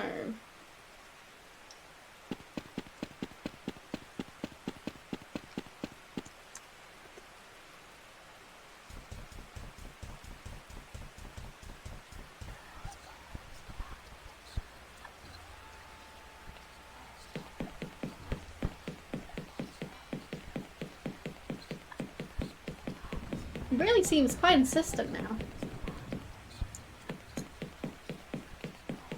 Even with the pills covered in rejuvenating water. Of unknown origin. So. Oh.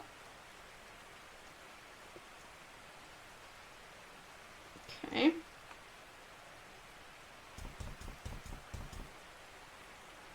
Nothing here. Locked.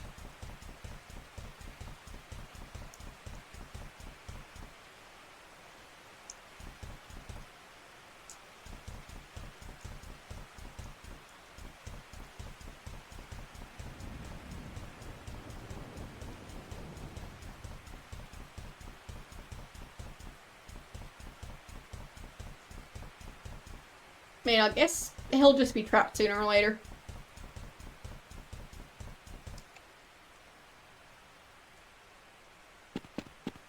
So, anything else out here? Right.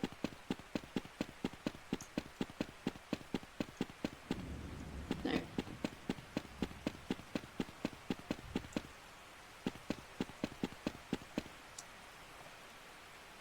Full table? No. Climb through window? No.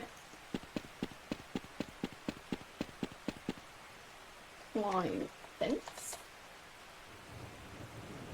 There would have been little point to doing so when the hotel still had serviceable doors. Well, the doors don't really seem to lead where they should be, so.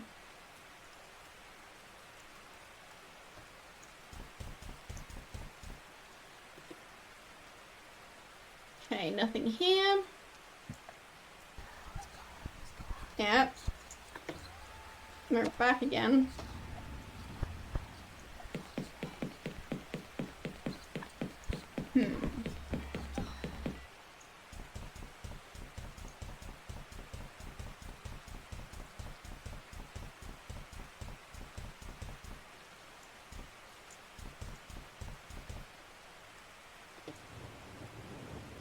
Still doesn't work. I mean, we have the cola.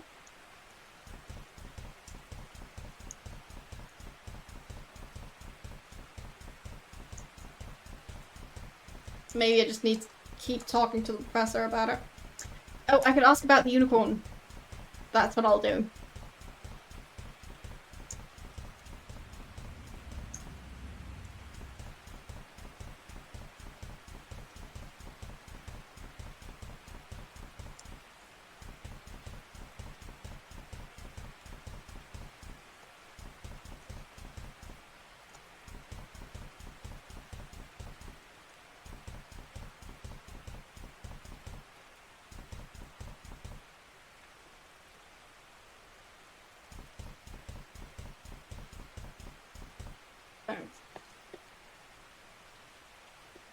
About unicorn.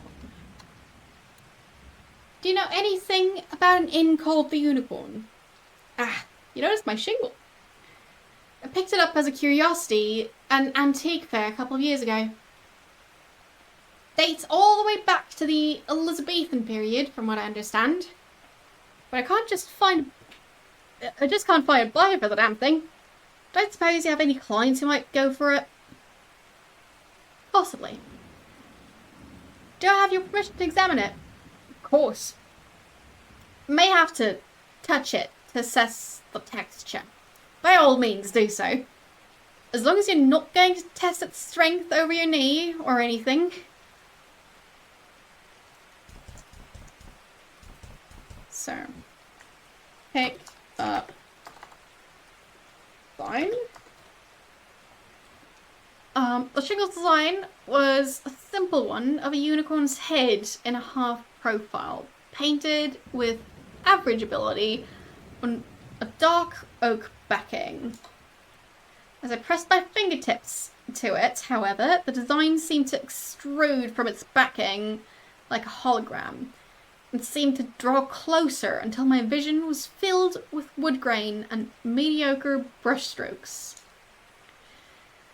I could vaguely detect the professor speaking to me, on the very edge of my hearing, but by the time I realised it, I was already gone.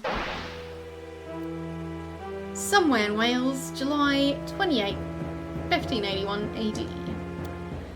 Owen Somerset, a travelling merchant, was on his way back to his wife and family in London, having concluded some business dealings in Third Division. Caught suddenly by a summer storm, he spied an inn by the side of the road and marvelled at his good fortune. Faith, 'tis an evil storm that blights the the sky tonight. Must have been the Almighty on my side to find myself so close to an inn. Aye, perhaps. The innkeeper seemed quite... I think the developer of this game had like a word of the day calendar when writing this. So, it seemed quite, taciturn? I've seen the word before, I don't actually know what it means. So. Taciturn, okay. Well, I don't know what it actually means, so. Please now know how to say it. Quiet, revered, okay. Well, I'm saying that, I'm not used to these names, so, yeah, it's good for improving my English, I guess.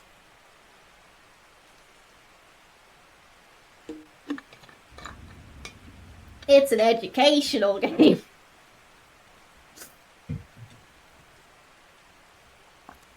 So. Anyways, Owen was in a good mood and was determined for it not to leave him. It was probably too late to continue writing, even if the storm had cleared. Owen decided to inquire after a room for the night. Yeah, an educational horror game with, words you most likely shouldn't be saying out loud. So, ask innkeeper about room. Good evening, sir. Would it be possible to secure a bed for the night? Be a wiser man than I and go from this place and never return. What? There's a curse upon this inn. I will not have an innocent doomed to the same fate as I. Ask about inn. Ask innkeeper about inn. I've plenty of gold to pay for my board. The devil cannot be fought off, my friend. What devil? What's the nature of this curse? This inn was built by my father 20 years ago. From the wood of a fallen oak tree he stumbled upon on an island. He noticed human bones scattered around, but did not heed them. This inn has been a curse on our bloodline ever since. Madness and death claims those who stay here. This time last year, it claimed my father. Soon, I'm certain it shall claim me.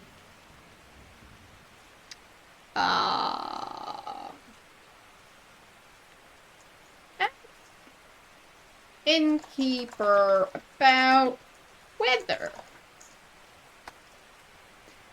You think that the storm shall continue through the night? I didn't think that would work. Perhaps, perhaps not. It shall be as it shall be.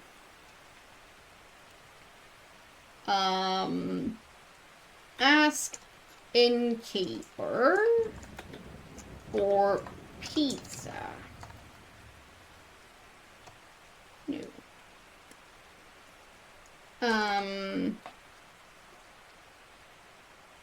Ask innkeeper.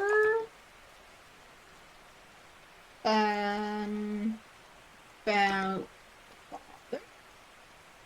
So, what do you remain?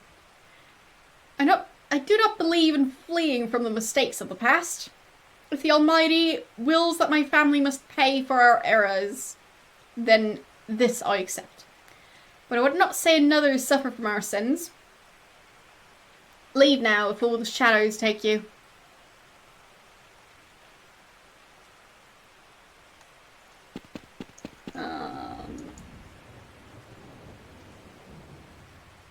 There. Need to replace a save.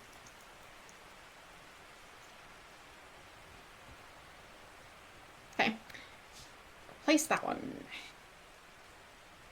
We'll call it 21 because I'm feeling very original today. Open door. It would be rude to barge into the bedroom without first acquiring the innkeeper's permission.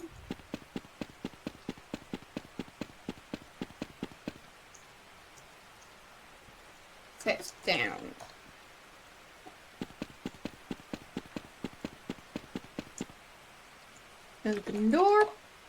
Owen had no intention of leaving the inn until the storm had cleared. Ask about...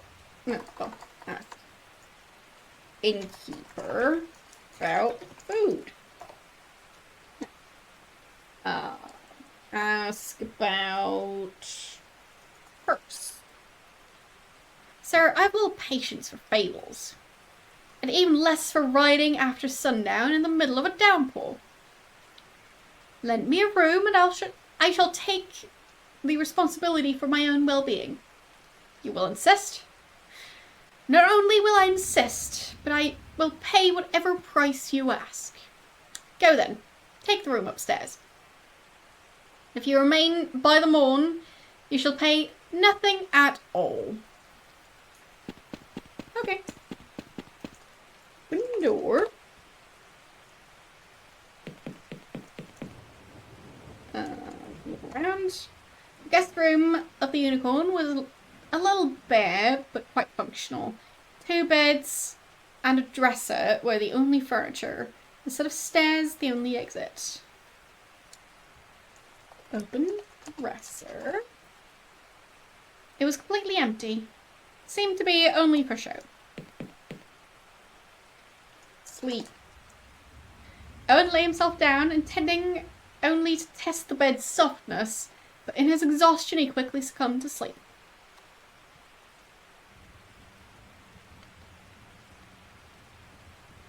In the early hours of the morning, something jolted Owen from his slumber. A piercing sound. No. A piercing smell. Well, I think it's... I say fire. Yeah.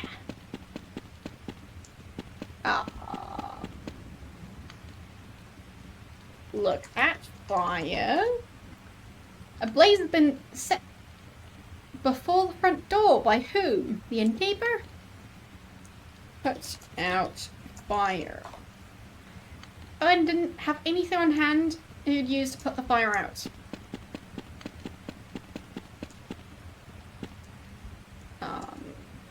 Yeah. Barrel. Use... pour alcohol in fire. No. Throw barrel in fire. No. Okay.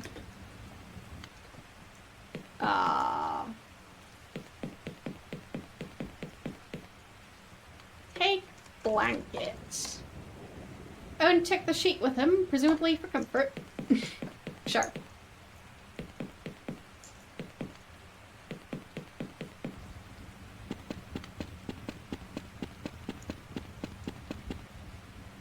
Put out fire. There we go. What in God's name? Oh God. It's him, the innkeeper.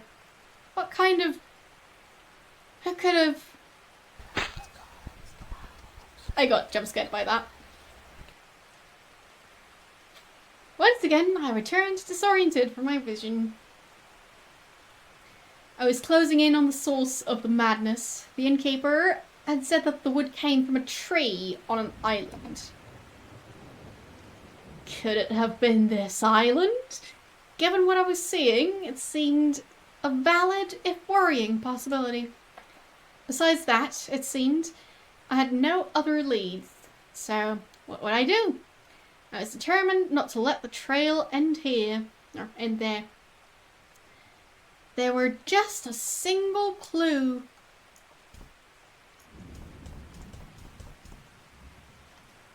Yeah, note. Well, actually, save first. And then we read the note. Just in case.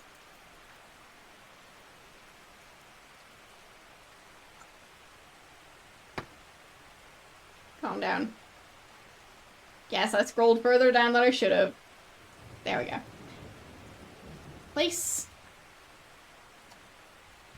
and take note. Trilby, I know you're following a trail. Go to the roof if you wish to proceed. Plankman. Okay. Victim 2, the innkeeper.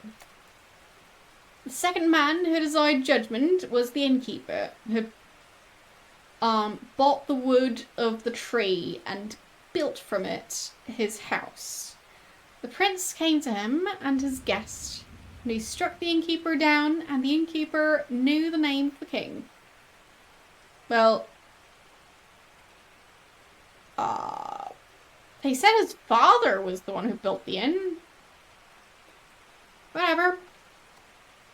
The prince turned to the innkeeper's guest and said, "You shall not let live. For once before have I made this warning, and still my soul aches with what is done to the wood that is my soul. Now will spare no man who injures me in this way." And the innkeeper's guest knew the name of the king. Okay.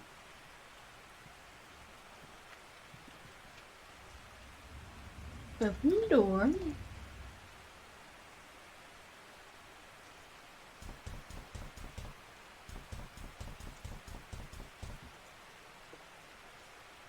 Oh, there he is.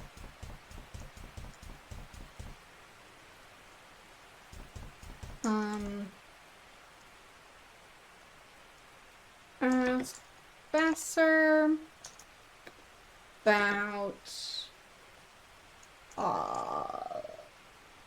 the lady again. Has she turned up yet? I don't care about her anymore. She can make her own choices. If she wants to run away with any old smooth talker in a cheap suit, that's up to her. This head will be my new assistant. Wait, what?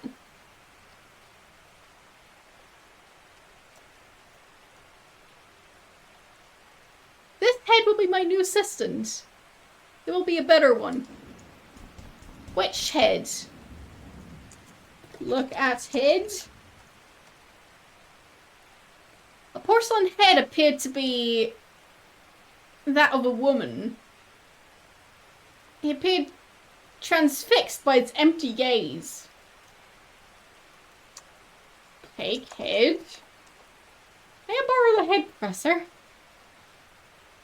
Oh, I see. You took one companion of mine away. Now you want to go for another. It's just a head. What could you possibly need it for? You don't understand. No one understands me. Go get me a drink, then we'll talk. Okay, fine.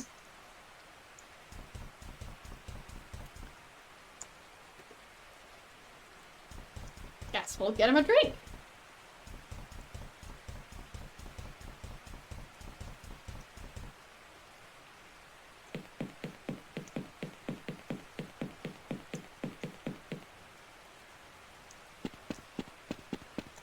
So, get bottle. Get wine.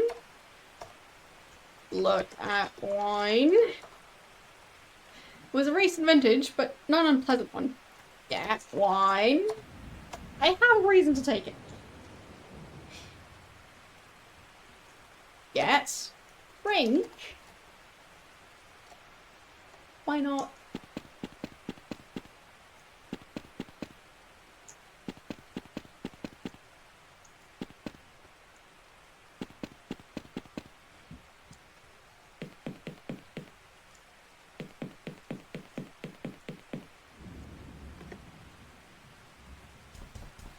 Well, I did try get bottle, I think.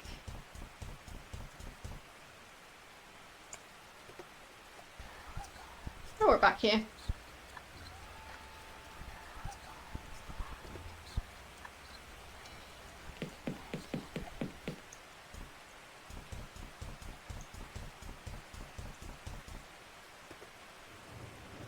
Nothing there.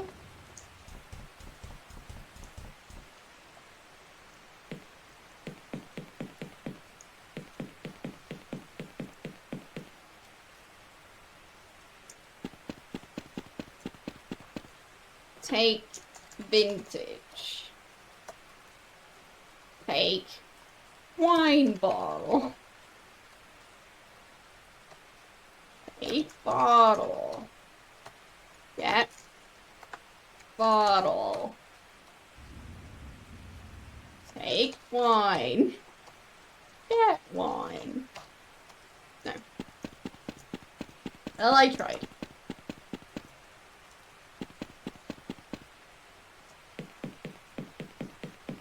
Maybe there's drinks at the actual bar.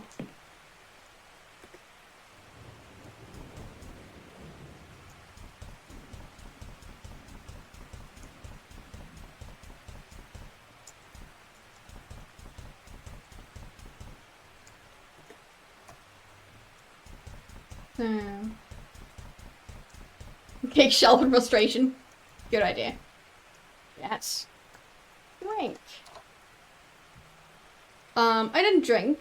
There was no bartender. I could reach the bottles. So many things stood in the way of me completing that quest. Oh, I couldn't reach the bottle. Climb over counter. Here's the cursor piece.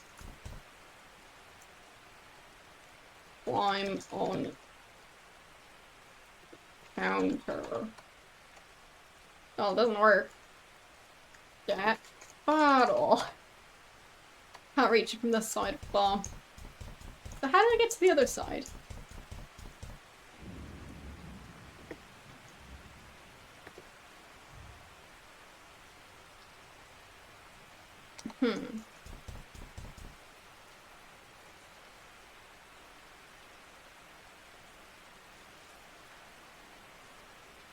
Climb bar. Maybe, how would I use the cursor keys for that?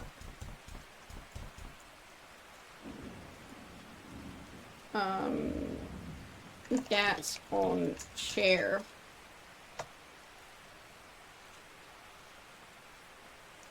Well, I already asked about the head. I'll ask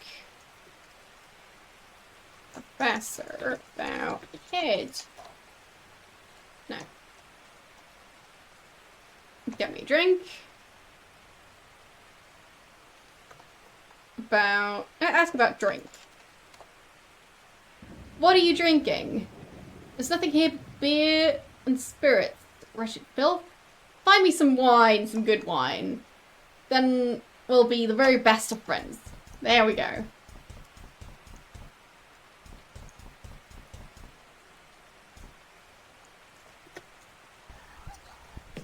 Of course it was going to be something like that.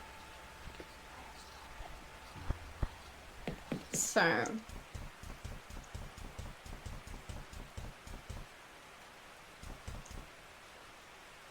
Okay. Door.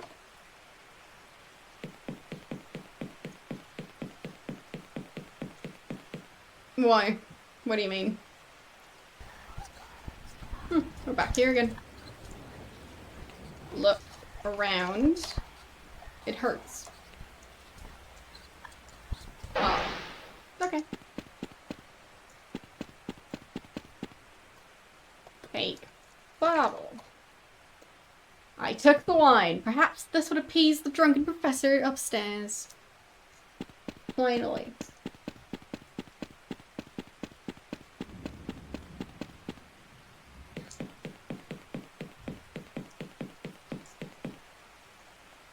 Door.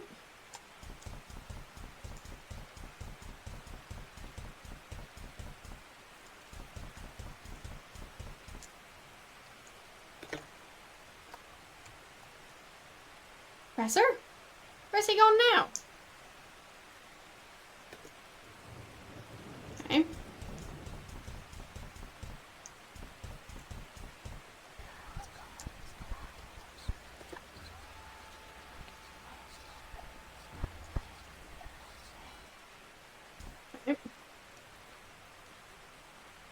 No, not here.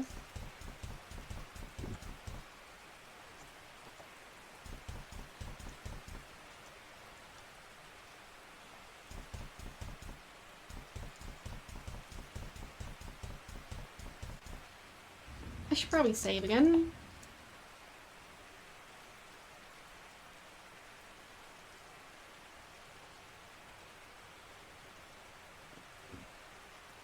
Okay.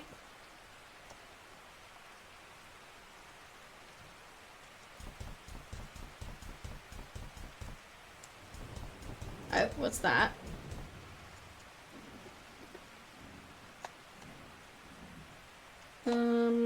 Horse on leg. Yeah, leg.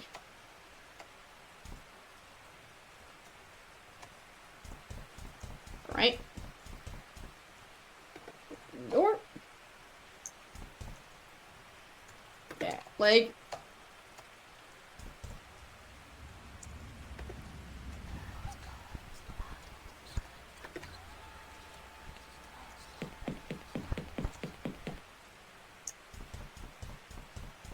Okay. Got 2 legs so far.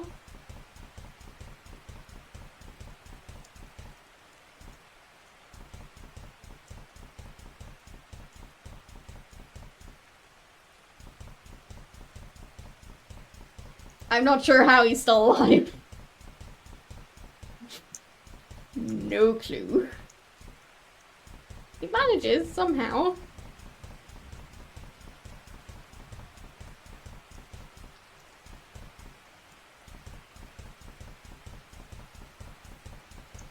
Okay.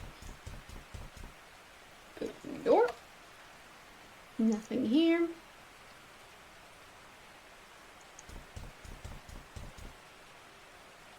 Nothing here. Guessing this door is still locked. Yes. Nothing down here. Okay.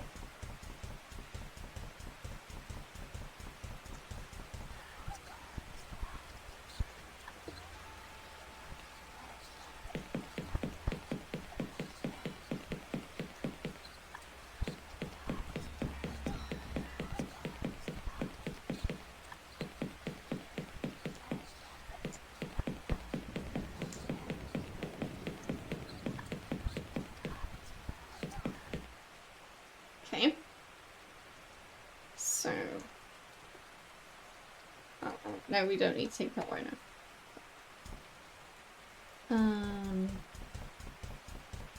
This one's our door.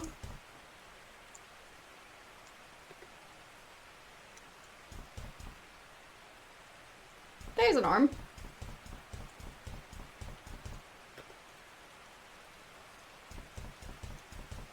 So we're still looking for the other arm and the hinge.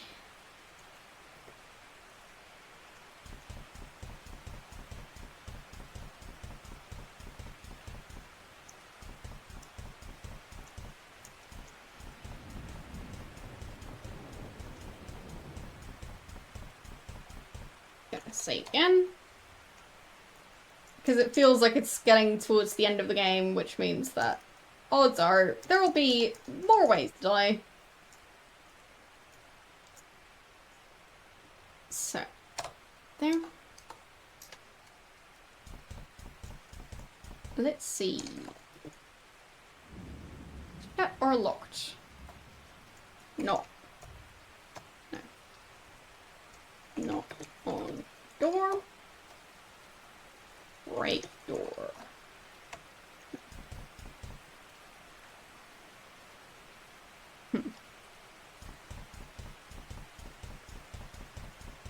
Well, I mean, we're solving the mystery of what caused all this.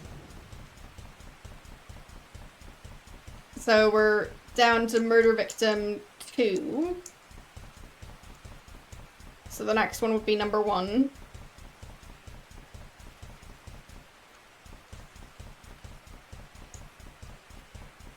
So it's starting to seem like... Yeah, exactly. It's starting to seem like I'm close to the end. My spidey senses are telling me that the game is going to end eventually. Oh, there's the other arm.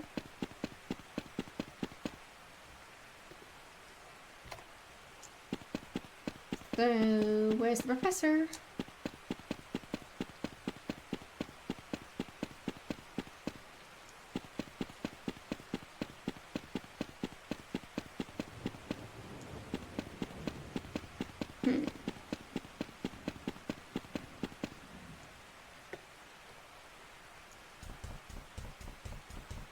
Where could he be?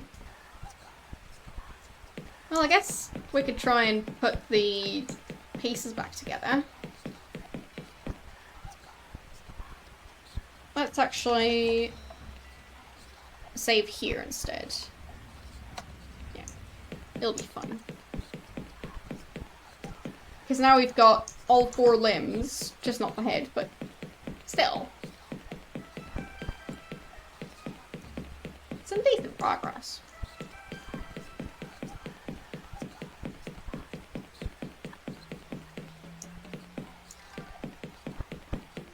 Well, the idea is that this is his account of what happened, which is also why when you die it just says, yeah, that's all the notes we found. So, place arms. Fine. There. Got most of her back. I guess I could look for the professor in this reality.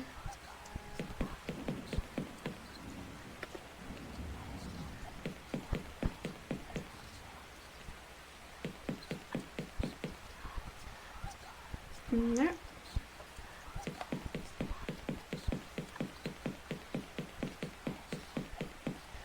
I mean, maybe he somehow ended up over here. Maybe that's why he's been drinking. Maybe the drinking helped him calm back down again. Who knows?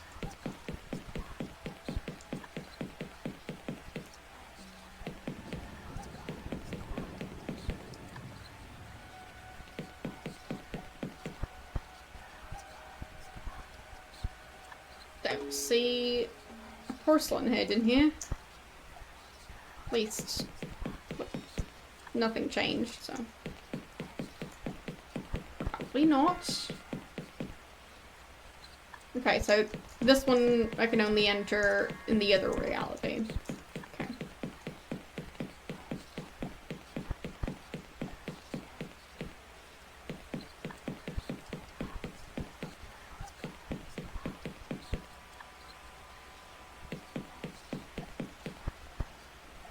Okay, nothing here.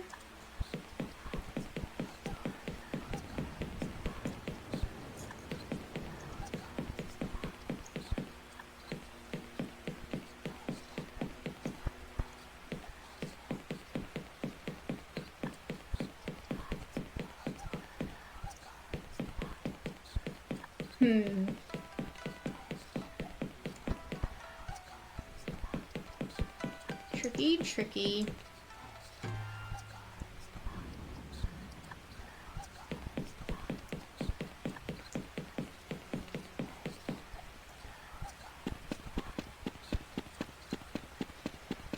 I'll walk around here again. Because, I mean, it could really be that he's just in this reality now. And afterwards, if I don't find him here, I'll have to look for him in the normal reality as well. So.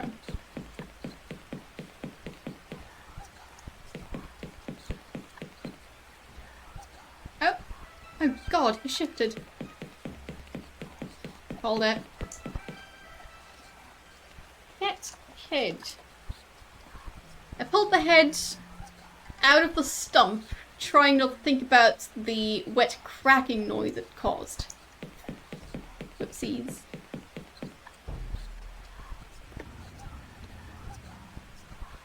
Pill. And open the door. It's fine.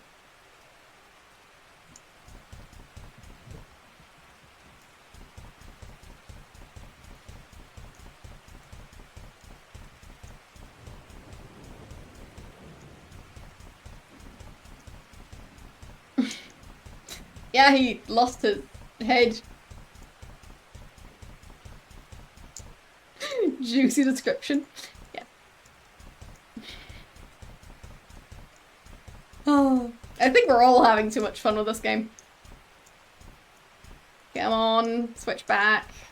There we go.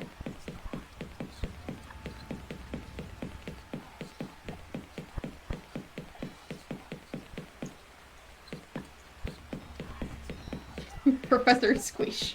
Yes. Well, now I don't need to remember his name anymore. Simple as that. Just wait for a bit and then you don't need to know the character's name because they are dead. Problem solved. Place head. Alright, place the head. The body was intact. For reasons I couldn't explain, I sensed that something had changed back in the real world. What kind of ridiculous locking mechanism is this? Hey, pill.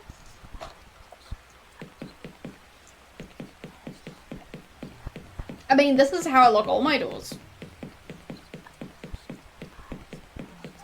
It's useful.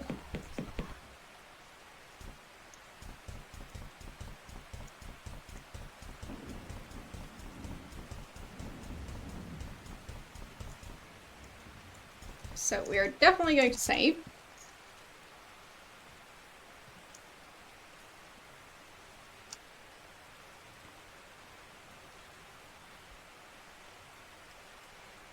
Nope. Scroll too far again.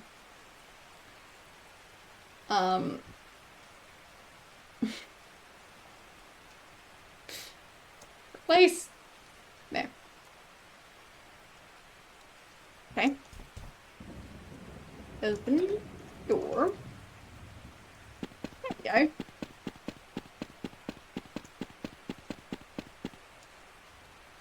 So. Look at paper. The note seems like another of Blankman's letters, but for some reason I felt my gaze drawn to the stone. Get letter.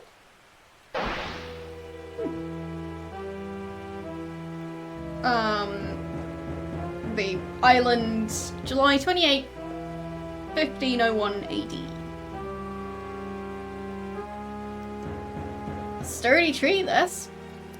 It took us from dawn to dusk, but we finally have it down. I'm tired, Father. 'Twas indeed clever of us to investigate this island, eh, boy? I've never seen such a gigantic oak, nor do I expect to again.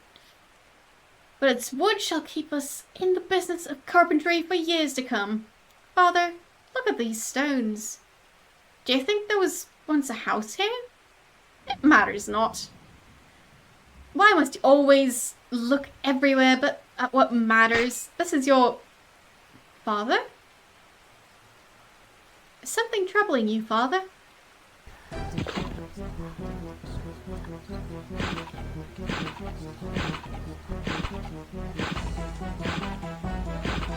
I think something is troubling him.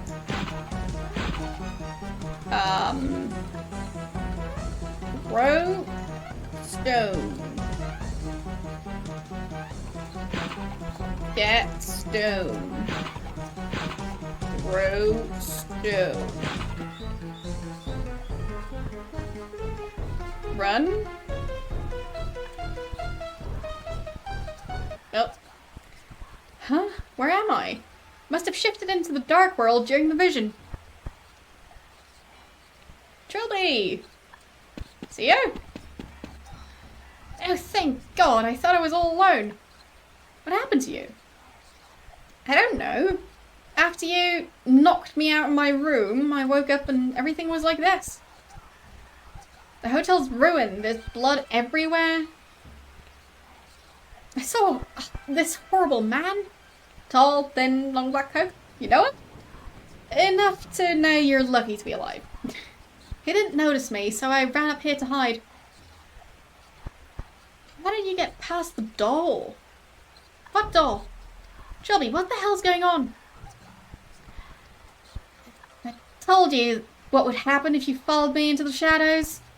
This isn't your problem. Take these. What are these? Tranquilizer pills. Take one. When you calm down, the hotel will go back to normal. Won't you need them?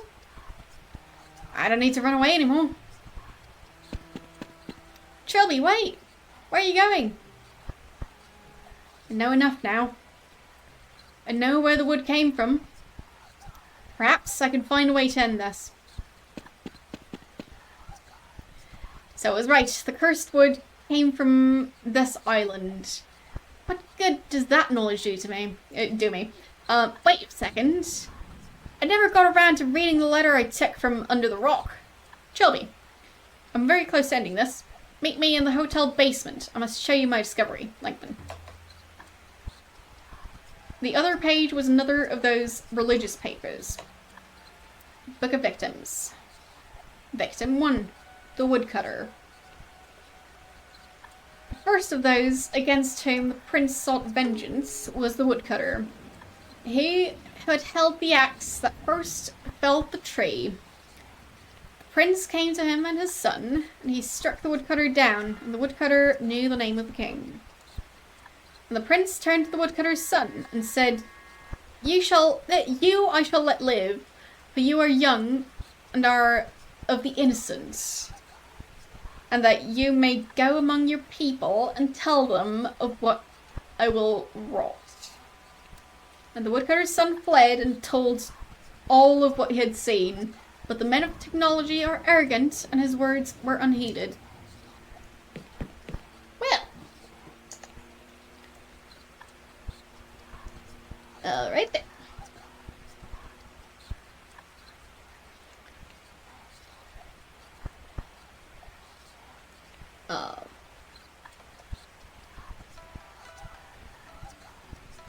There. Yeah, technology.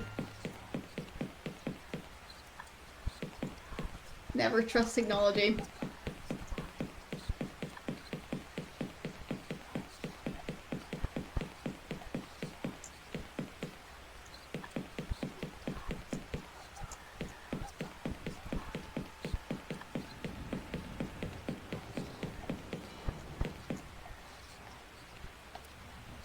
So we still have the cola.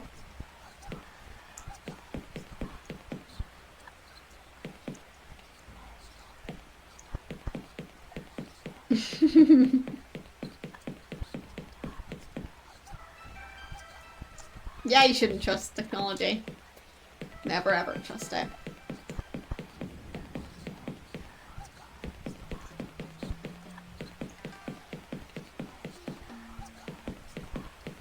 I mean, you hear all sorts of things on the internet.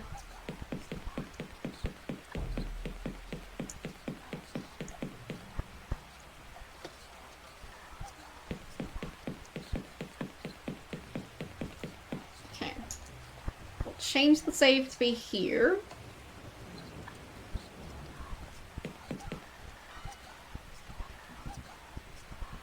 So, he asked me to go to the basement.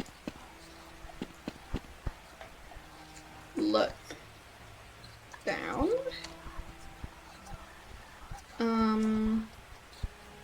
Someone had dug a hole in the foundations large enough to admit a man. Climb down. So, get in hole.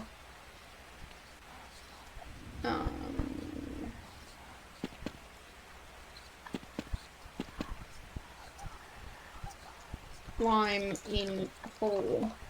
There we go. Okay. We seem oddly calm. Oh, that's where the tree was cut down. Oh. Oh, some kind of cavern dug out of the rock beneath the hotel. It seemed to be in a constant state of flux, flitting back and forth between the real world and its dark twin. I was certain that the gigantic stump in the middle of the floor had something to do with this. Look at stump.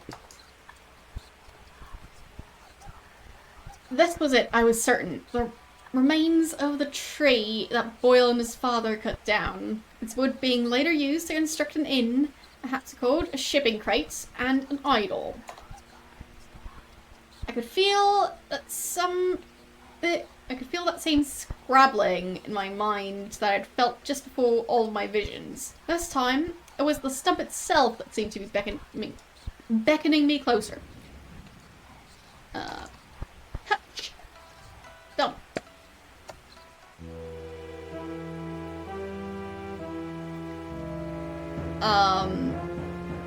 So this island again, July 28th,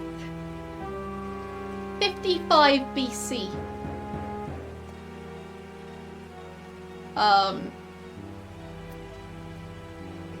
Cabadath, a Celtic druid, awaits the return of his friend and colleague, Gelden, who brings news of the invasion of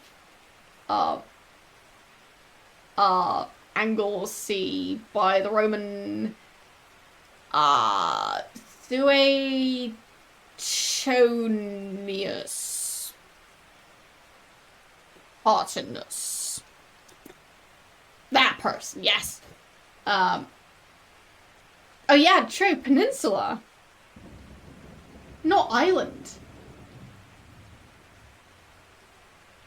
Didn't that mean it was still attached to land?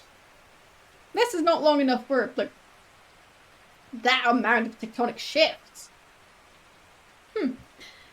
Having fallen out of favour with us fellows for certain radical beliefs and activities, Cabadath lives in solitude in this remote forest clearing and prefers not to travel himself. Cabadath, Gelden, you bring news? The foreigners have landed. They could not be deterred by our sorcery. All is lost. Oh? Certain, are we? No, are you? They're making their way across the land, eliminating the resistance. Even you out here will be brought down within days. I'm sorry, Cabada. Whatever. And the great druids of Anglesey bow so easily to this brash foreign warriors. Don't hang your head. Perhaps the activities for which I was ostracized could spell an answer. What are you talking about? You know of my dealings with the ethereal realm? I know what you claim. There exists some outerworldly territory populated by demons and creatures of magic. That you can somehow commune with these creatures. Come inside, I shall explain. That's what we've been seeing. What is this, madness? In my dealings with the ethereal realm, I've learned of many powerful demons, but there's one spoken of only reluctantly. You plan to summon a demon? The most terrible of them all, who strikes fear to even the most unflappable creatures I've spoken with. A pain elemental, indeed. The only pain elemental of a desolate wasteland. An invulnerable, hugely potent beast that feeds on agony. And today is his day. The day when the boundaries between the realms weaken and he glimpses our world. To bring him through at that point should be simple. Even if you could conjure such a thing, how would you have it defend our land? I have much knowledge in the ways of magic. With the correct bindings, any demon can be forced to my will. I completed the preparations while I waited for your return. All that remains is the summoning. It pains me to see you build your hopes on such nonsense. Be silent and watch. You shall see your nonsense soon enough. In this hall of death, and by the light of Belinus's gift, I summon you. Bring you gifts to mark your path. I feed you with pain. I call you with madness. I summon you with greatest loss. And I bind you by your true name. CH Chizo. Right. I've reached you. I command you by your true name. Show yourself. Please, stop this. Show yourself. It's huge. It is larger than I anticipated. But Chizo must, blah blah, it's bound. I can command it. Well, so much for that. No! It's far more powerful than I thought. Help me! Forgive me. And bye. No! I beg you. Don't let it take me alive. Well. Whoopsies. But yeah, I think the pronunciation was Chuzo or something like that. Anyway, it has no use for meat. It feeds on pain. It does not kill its prisoners. Cabadath agony was a particularly rare morsel, and Chizo ensured it would last. His soul was placed inside an oak sapling on the site of his old home to grant his body immortality. For 5 centuries the tree grew. He knew torment beyond even his most depraved imaginings. By then his body was warped and his mind had long fallen into soulless dementia. He was Chizo's, utterly and completely his slave. Good night. Sleep well. Trilby. So yeah, we're supposed to leave. I couldn't, The professor, he's dead. I know. He was killed by the shadows. Just like they will kill you if you don't get away from here. What is this place? This cave is the center of the reality shift. A stump is what's causing it. How? It is the vessel for the soul of the tall man. The acolyte of Chizo. Lickman. Nice to see a friendly face. Amazing, isn't it? Of all things Sir Roderick could have used to murder his son, he chose that idol. Placing the soul of John Defoe into the wood alongside Cabadath. Or Cabadath. Whatever. Infusing the poor child with Chizo's magic, allowing him to come back infinitely more powerful. Certainly pretty lucky. Lucky? Chizo had to wait 2,000 years for that opportunity. The opportunity to blend magic and science in a single entity. The opportunity to create the bridge. What are you talking about? The bridge between the realms. Over which Chizo will cross into our universe and purify mankind. Our order has waited 200 years for the prophecy to be fulfilled. You're not with the Ministry of Occultism. Who are you? 200 years ago, the Prophet Jack Freehorn founded the Order of Blessed Agonies. Since then, we have grown and watched and waited. It was only in recent years that the events foretold in the Book of Chizo began to occur. It mentioned John Defoe, and it mentioned you, me. You were the one prophesied to guide the Bridge Keeper to his destiny. But you didn't finish the job. All 3 aspects of John Defoe had to be destroyed to create the bridge: body, mind, and soul. You only destroyed his body, his soul and mind remained. Had I known about this, I wouldn't have even... That will truly disappoint my superiors. They were quite adamant that I should try and persuade you to join our cause and fulfill your foretold duty. Is that why you were helping me? They thought if I guided you through your visions and showed you the appropriate passages from our holy books, you'd understand that the prophecy is real. You honestly believed I joined some insane cult just because you handed me some leaflets? Personally? No. A knife in my guts brought an explosion of ice-cold agony. I heard the pitter-patter of my blood on the rocky floor.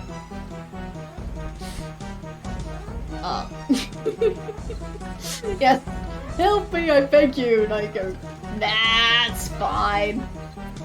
Yeah, it's an interesting story. Here's our twist ending, I guess. The pain, the surprise, and my exhaustion went together to cause immediate unconsciousness. Well, I woke to find myself splayed upon the stump, blood still slowly leaking from my wound. In my injured state, I could barely move. My limbs refused to respond. I was as weak as a newborn. We've had that phrase. Blankman? Oh, good, you're awake. I was afraid you'd miss this. What are you going to do? After your staggering ineptitude in the phone manner, the order needed to nudge things along.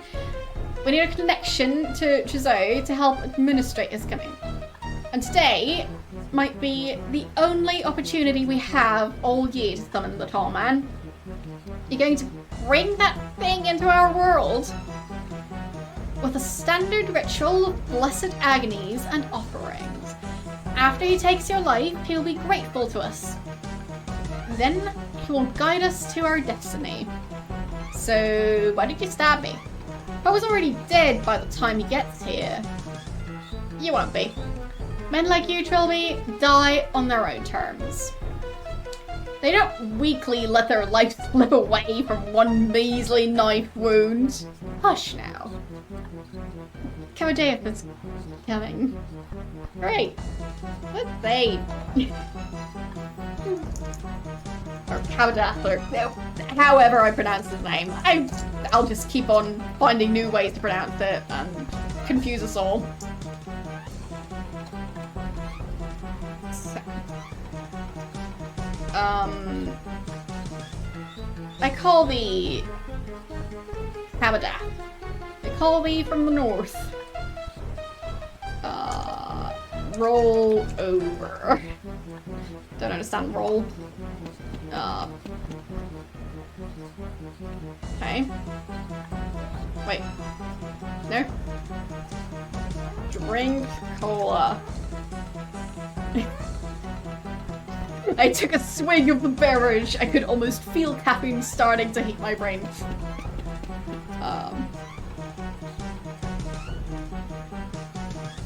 Collie from the south. Look around. From my position, I could only see a small portion of the wavering cabin. I could see the idol of Gendefoe on the stump beside me, and my bloody waistcoat lying discarded in the corner. With my other senses, I could detect the presence of Seo and the... well, and Lekman.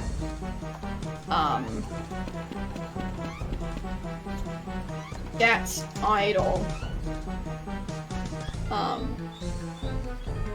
My attempts to move only made things worse. I felt a stab of pain, and something snapped behind my eyes, filling my vision with spots.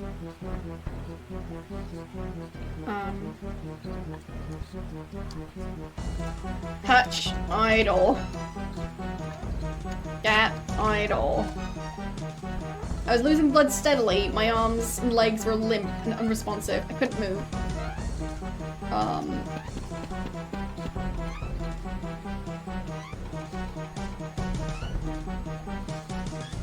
Well, she has the pills. So... as... for pills. Are you there? She's here, but she can't answer you. She has nothing to do with us, Lekman. Let her go. On the contrary, it's important that all three of us be here. It is part of the ritual. Okay.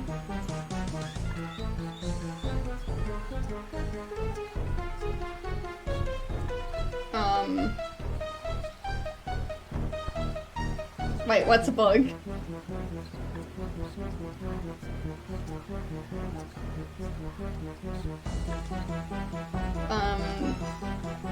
So... Take idle. No, couldn't move.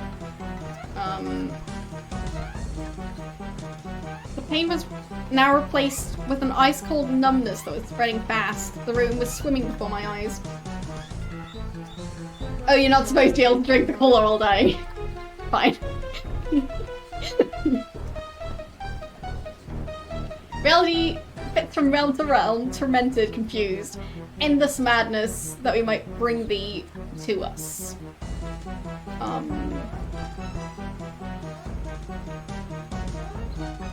Reason where I have no clue what his name is. Matt? Talk to man. No. Lenkman, thanks. Talk to Lenkman about the thing. Why are you summoning the tall man? What possible use could he be to you? I've been experiencing flashbacks, I know. You saw Komodo's attempt to summon Shazio, yes? I saw that he failed quite drastically. He assumed our lord could be summoned with any old basic demon summoning, right? But Shazio is far greater and more powerful than his rivals. He is very nearly a god. It takes a great amount of magic and much more complex ritual to summon one such as he. He'll guide us and teach us. Okay.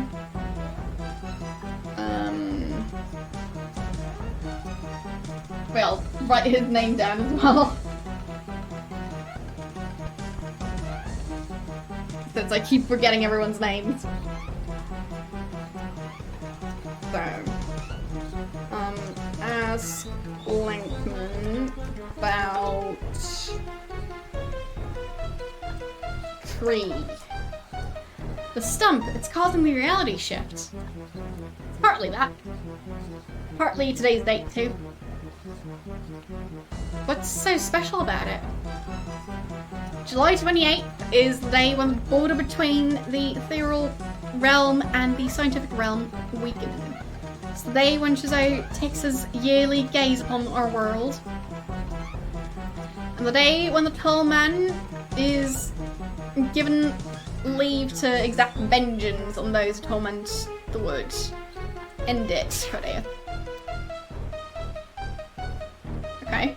Let's stop flashing now.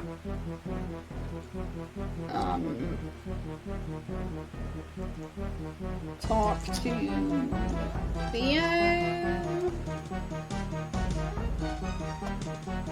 Hey there. Oh, I can answer you. Let her go. Contrary. I present thee with blessed agonies, body, mind, and soul. I present thee with the guide failed in his duty for thee to judge. Drink wine. I flatter myself in that I'm too much of a professional to drown my sorrows. Offer wine to Lenkman. No. Give wine to Lenkman. No. Give wine to Lenkman. Didn't make sense. Talk to Lenkman about the phone. I was unable to speak.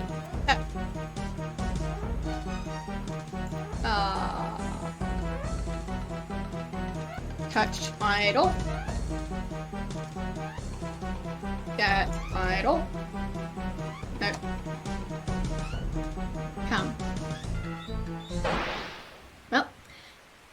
My vision was clouding up around the edges. It seemed like my stubborn will was the only thing keeping me alive.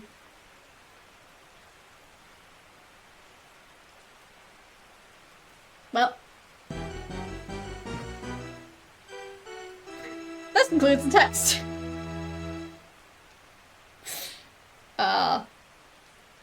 Trilby remains missing in action, and nothing happens. Okay. Yeah, I think that's a bad ending.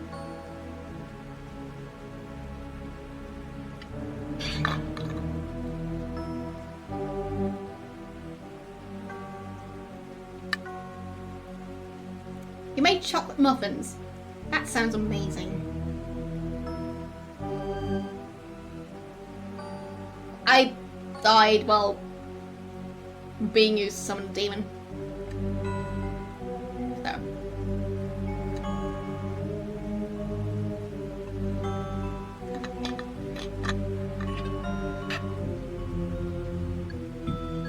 Speaking of which, the lighting is getting weird again. So I'll go fix that. There, that's better. Okay.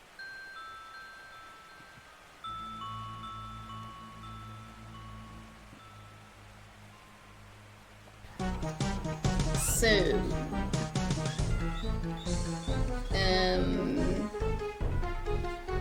yeah, it does. So,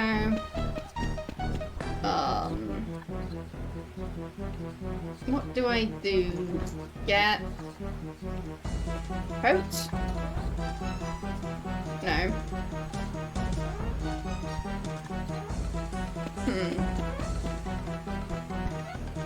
Yeah, coat? No. So, what would I do?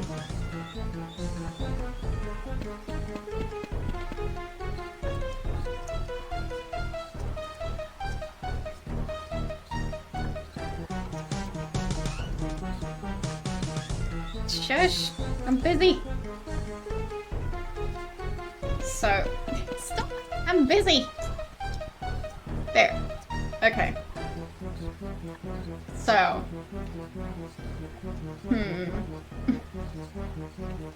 Yes. Very important to have a drink while summoning a demon. But not wine. That's too much. Needs to be Coke.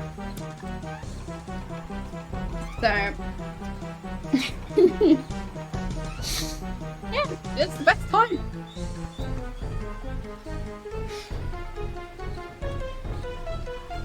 So what do we do? The idol is there? Oh, you can't move. Sia is there? But I can't talk to her and, well, at least not really. And also, she's tied up.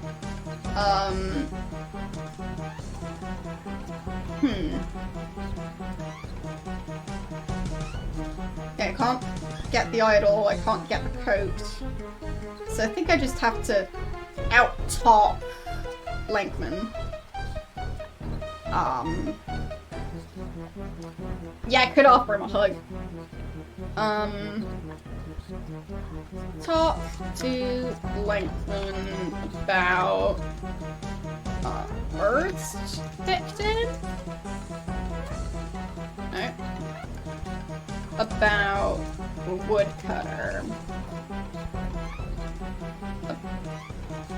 About cult. What is this Order of Blessed Agonies? Some kind of cult? Use that word as if it's derogatory. We are the worshippers of Chizo, the practitioners of Blessed Agony. Only through pain can man be purified. We are the purest of them all.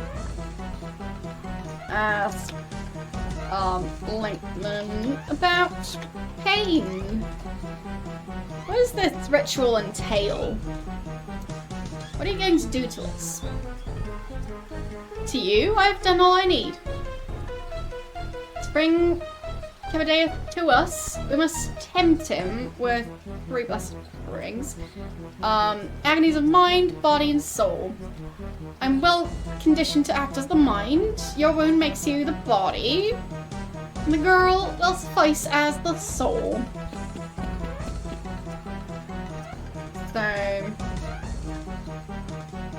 Bits at Linkman.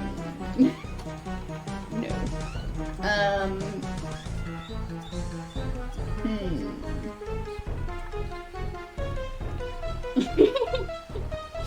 Yeah, it's been fun so far. Now we're just trying to figure out what to do at the end.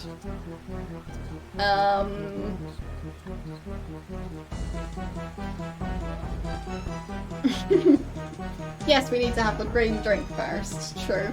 I almost forgot about that. So... Ask Linkman about... Soul.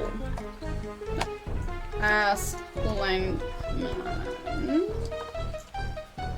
about mind.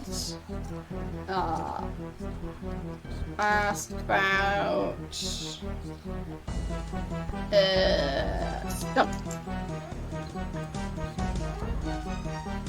The stump is causing the reality shift, partly that, partly today's date. So ask about ethereal realm?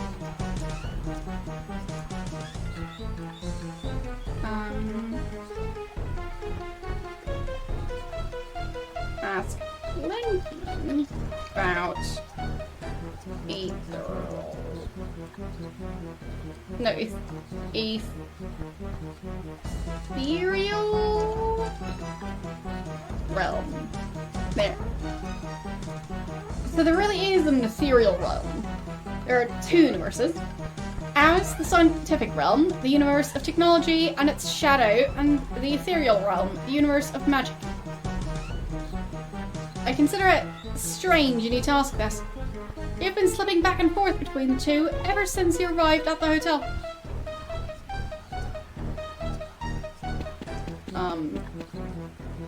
Ask Linkman about magic. No, okay.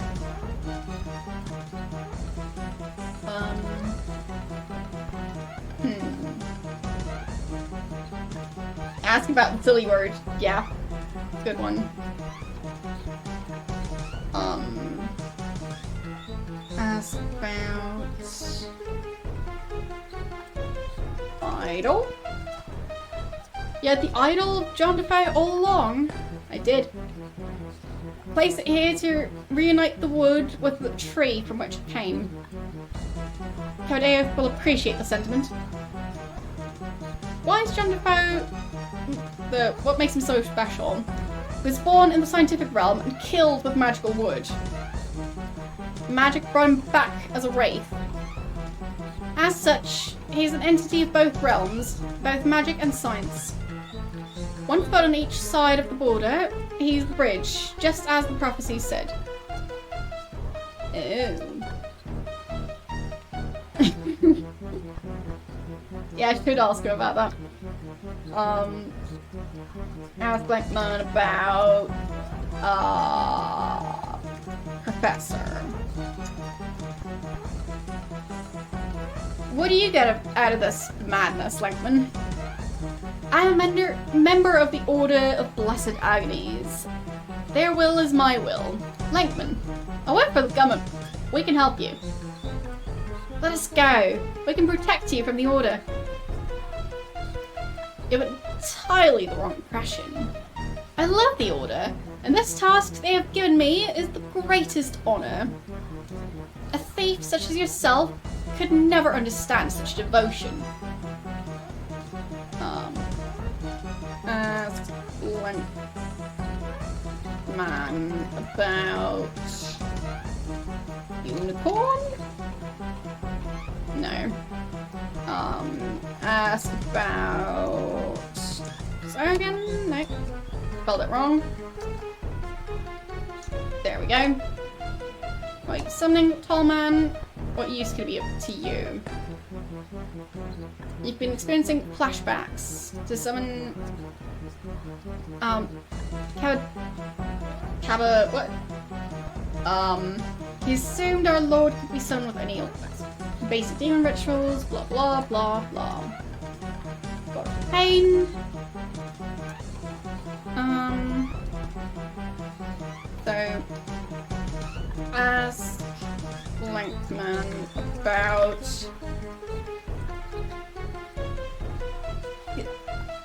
Cabba... what? Cabba... Day? No. I tried.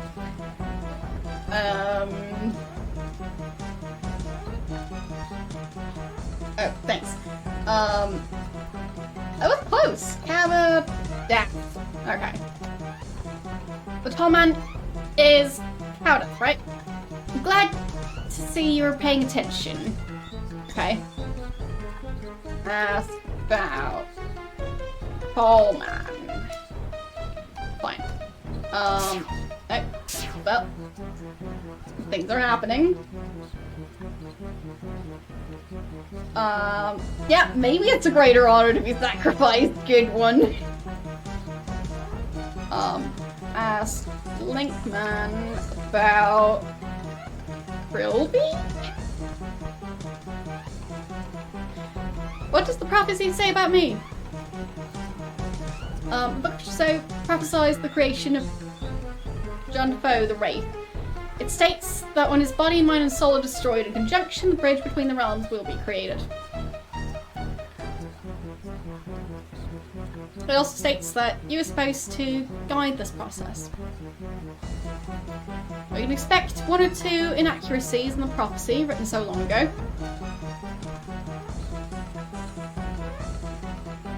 Ask about... ask Linkman about prophecy.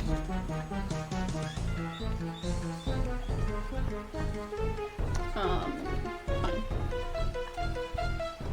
Ask Linkman about rape. No. Yeah. Ask Linkman about trading places. No. Ask Linkman about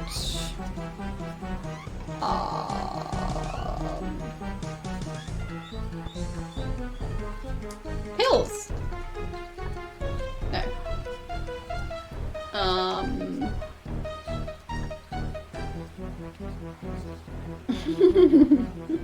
Yes, agreed.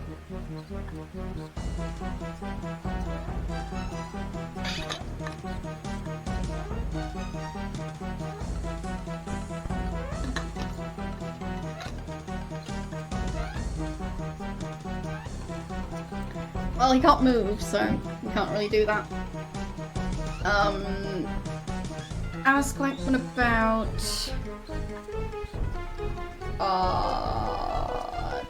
dummy. No. Ask Blankman about...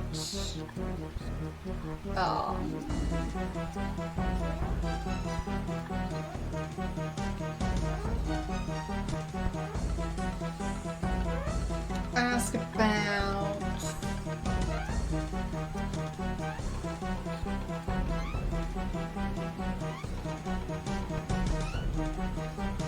islands? No. Ask Blankman about date. Ask Blankman or date. Invite? Like, to date. I don't know. So...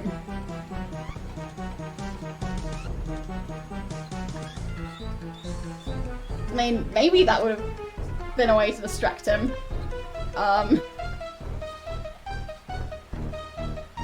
Die.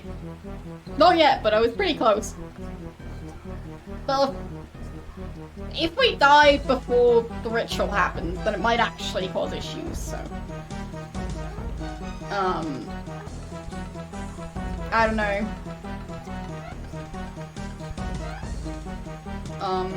Call... No. Call to... Theo...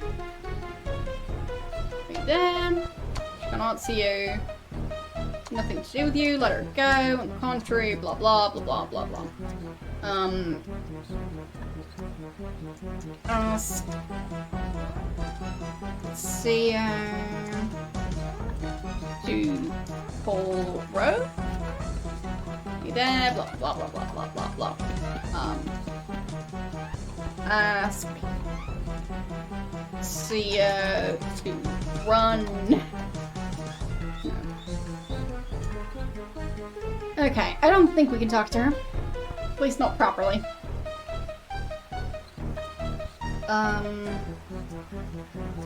Ask about...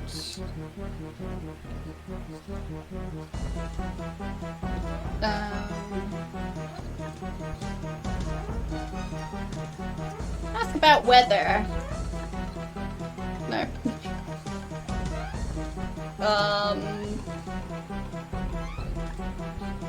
Ask Linkman to join cult. No. Ask Linkman to... No, ask Linkman for coach. No.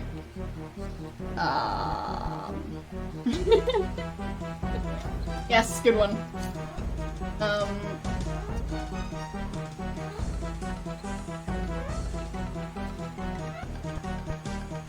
Ask Linkman about agony? No. Ask about... I think my stalling tactic isn't working.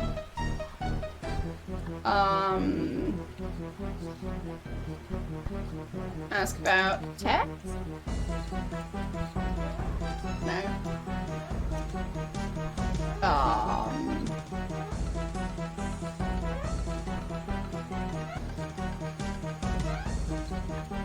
Stop bleeding. No. Fine. Bleed on stump. I mean, we already did, though. Ha. Sure, try. Good one. Try. No.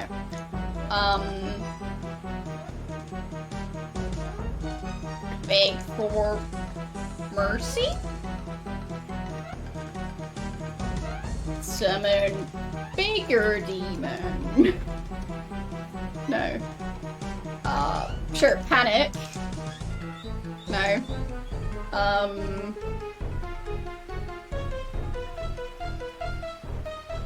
Insults Langton. No.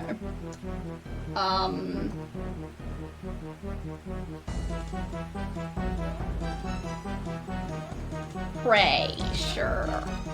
No. No, but pray. There we go. No. Doesn't understand it.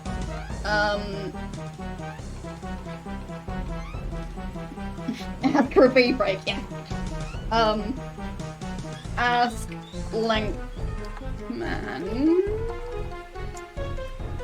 for a pill. No. Ask Lankman.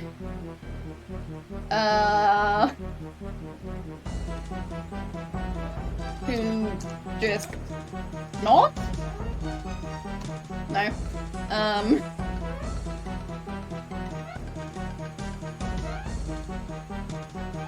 Lankman to stop. No.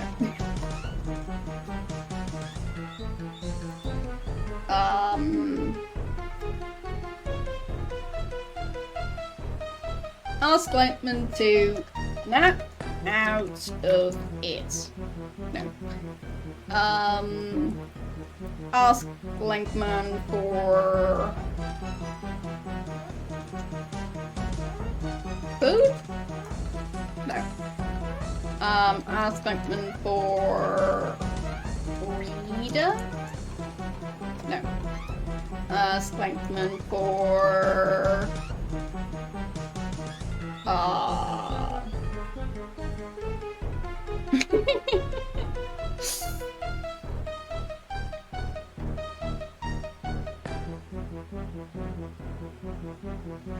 ask Linkman for life. No.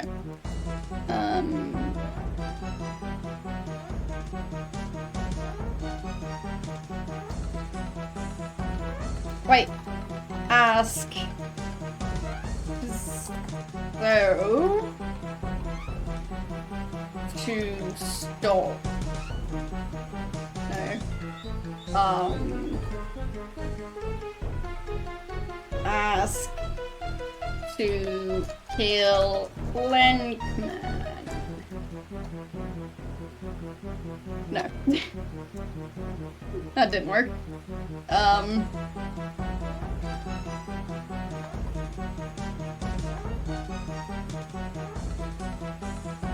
I think I might need a hint. I've been trying so many things. But, like, he can't move. And talking isn't getting him anywhere. Yeah, I did try to move. I can move... Like, I can try to move once. And then... it stops working. Okay. Fine, so maybe I need to move at the exact right time.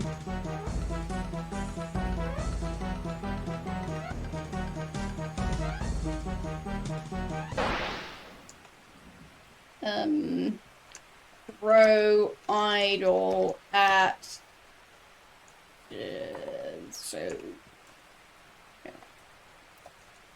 Take idol.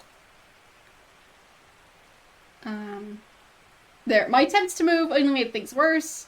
Felt a stout pain and something snapped by my eyes, filling my vision with spots.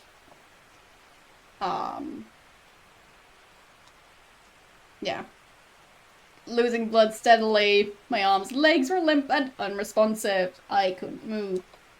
So, that's the only chance we get.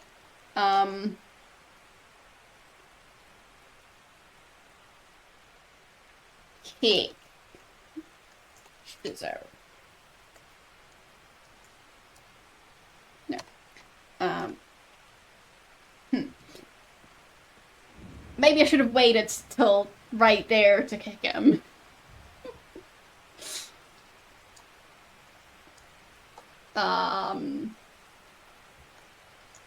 Mile. I tried to keep my spirits up.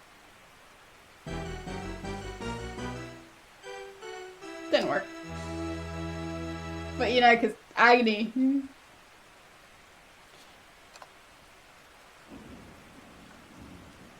I tried. Okay. Okay.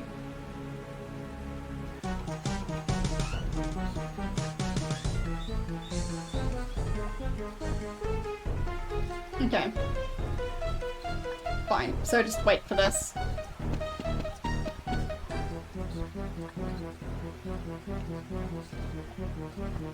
Colby from the east.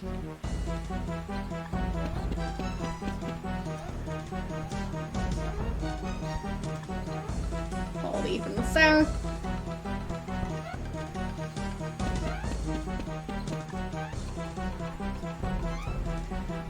Colby from the west.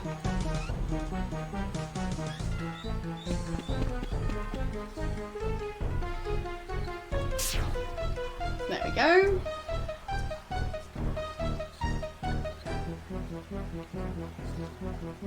Reality blitz from realm to realm, endless madness that we might bring thee to us.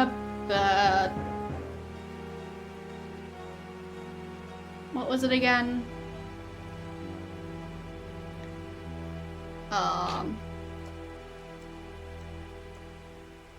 They keep on saying each other's names, so habitat. There we go.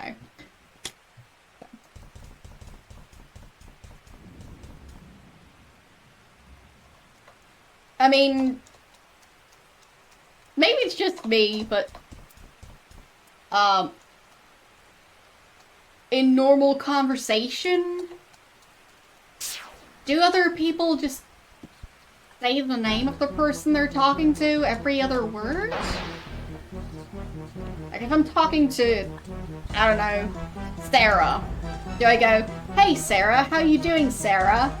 Sarah, how was your day, Sarah? Sarah, what's that on your nose? Hey Sarah, why are you screaming?"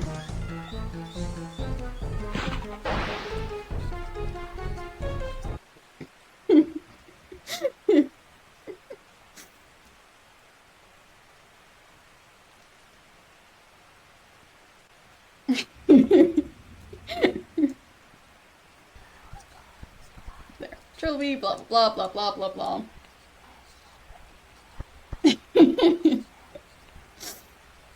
Yes, begin and end the sentence with person name. Yeah, it seems really annoying.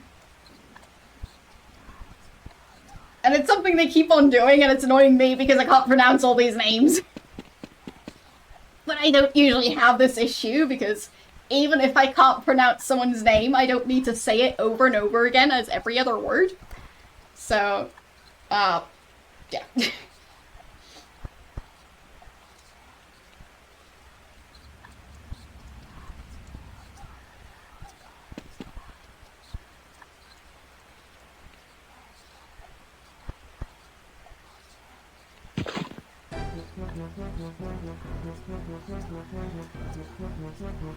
So, there. Save now. Overwrite that save. Place. Yeah, it seems like the kind of thing like a marketing type person would do. To ask for your name and then say it over and over again. Yeah. I mean, I haven't worked with too many businesses, but businesses really seem to try and want to, like, personalize everything. Just because they just really, really care.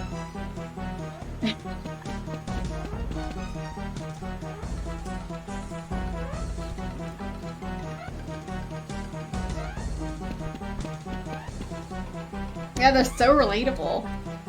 Exactly.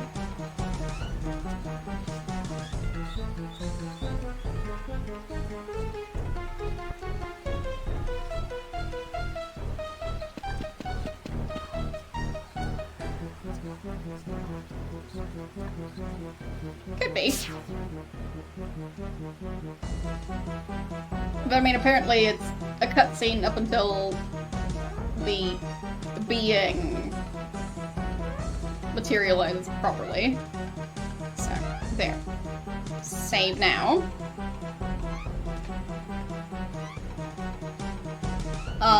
Yeah, I know. It's always great when that happens. So, we have definitely not moved or done anything except bleed onto this giant tree stump. So.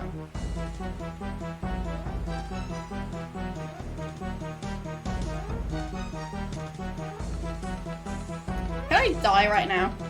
No.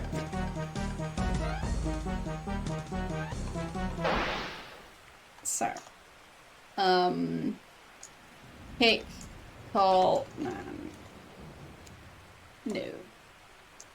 Pick, call, man. No. Fine, so I really just get the one try. Okay.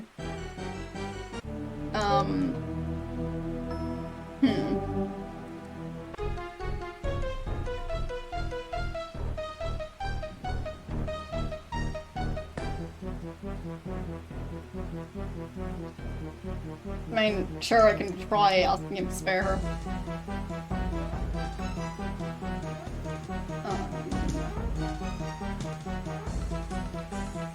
No.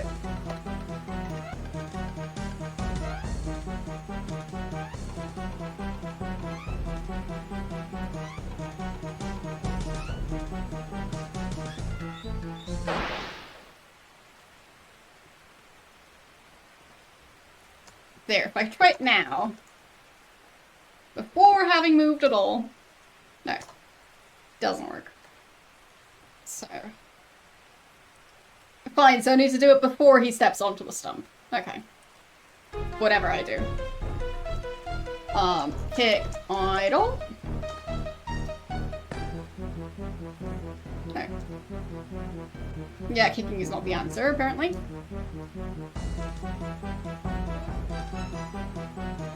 Doing alright. We're trying to not be sacrificed. It kind of is. Kicking is always the answer. Kicking and screaming. So...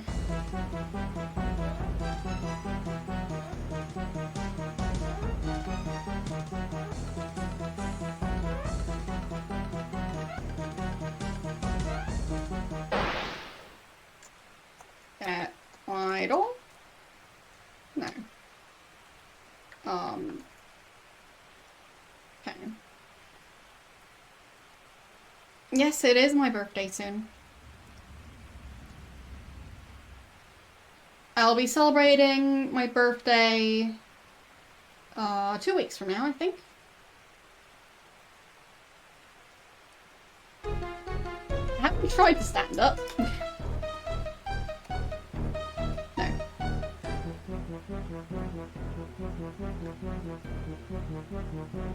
So...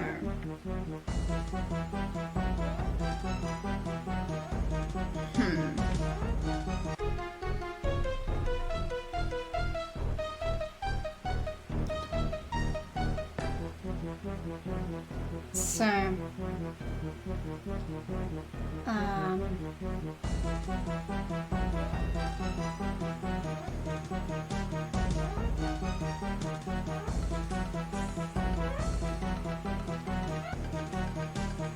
well, kicking didn't work here. So there is that. But walkthroughs can be wrong. Been there, done that. There might be multiple ways, yeah. But so far we haven't been able to pick anything, so...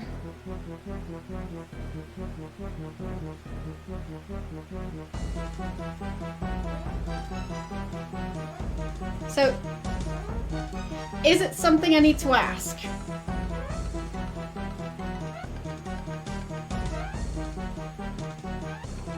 Okay. So... maybe I just die at the right time.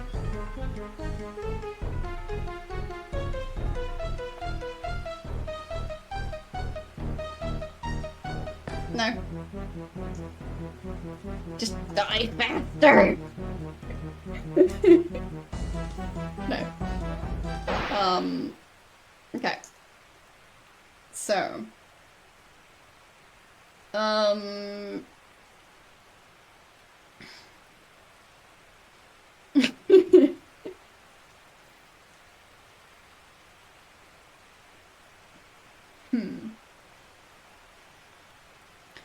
Well, the dying didn't work, no. I can't take the idol.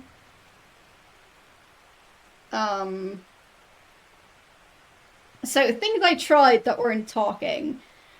Getting the coat. Taking the idol. Throwing the idol. Oh, thinking happy thoughts. True. Smile. Be happy.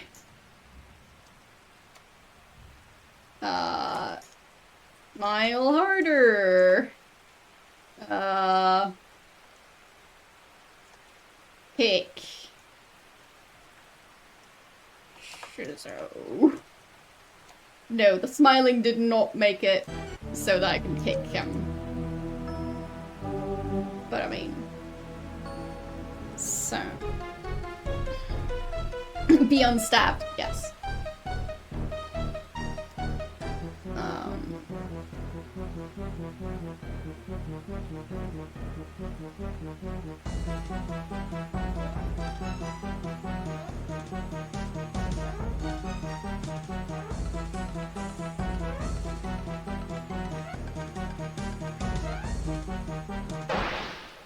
Fairly...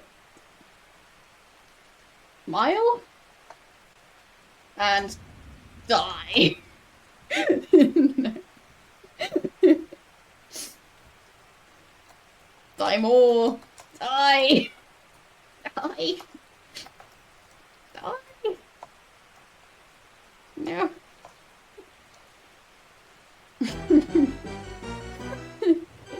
Yes, if you're happy, you know it died. True, I could try and tire him out. So. Move. Move. Move.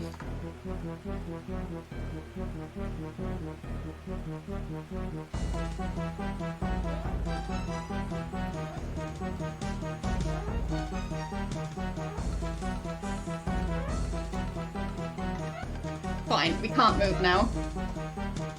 And now we smile. And we wait.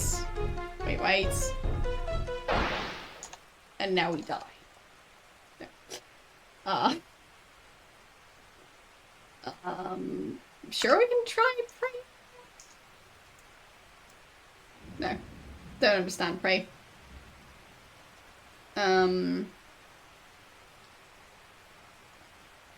The thing is, I can just look up a walkthrough, so it's fine. Die? No.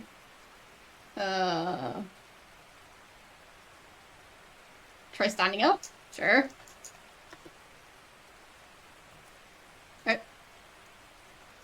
Now we die? No.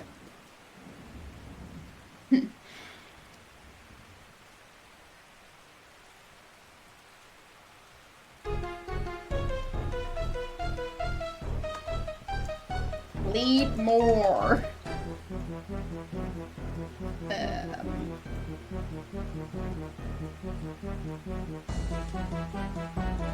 Could I get a hint other than it being something I already tried?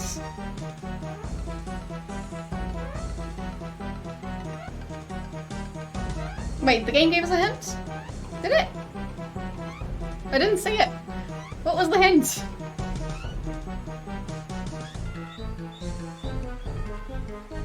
Did I skip the hint? I think I skipped the hint.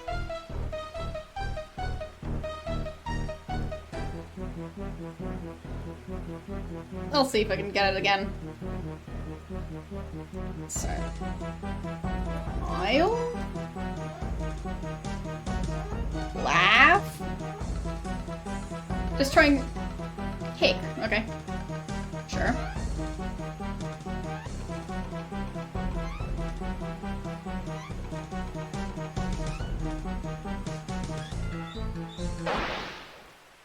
Hit. No. Smile? No. So, what was the message we got? Move?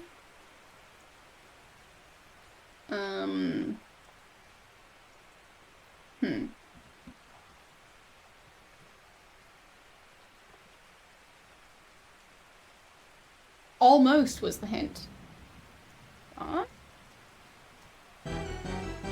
When? Why did it say almost? Huh.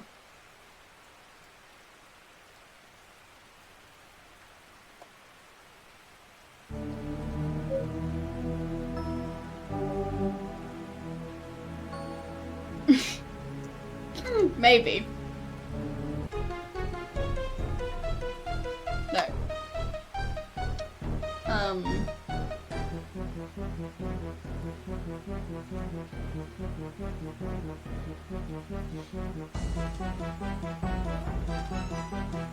I mean, we can try to move,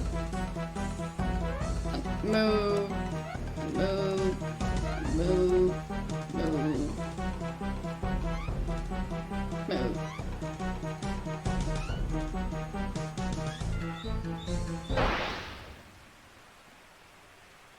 Now we die? No. Smile? And then die? No. Stand up? And then die? No. Die. Yeah, maybe I start moving then. I don't know.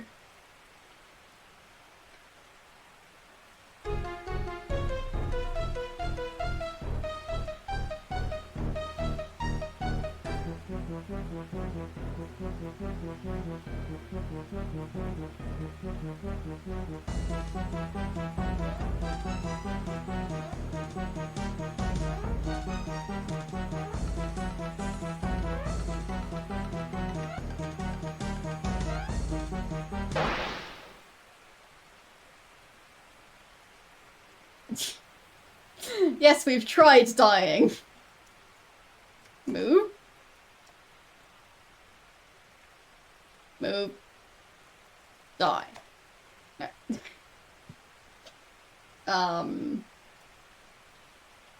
Law.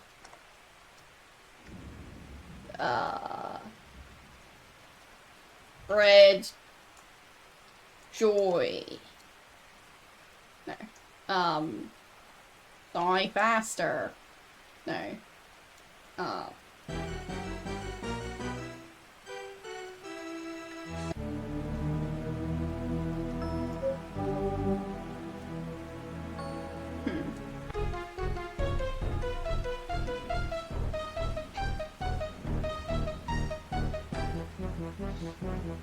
The joke that, yeah, well, I can't remember what it's called, but yeah, I remember what you're talking about. Ultimate joke, that's the one.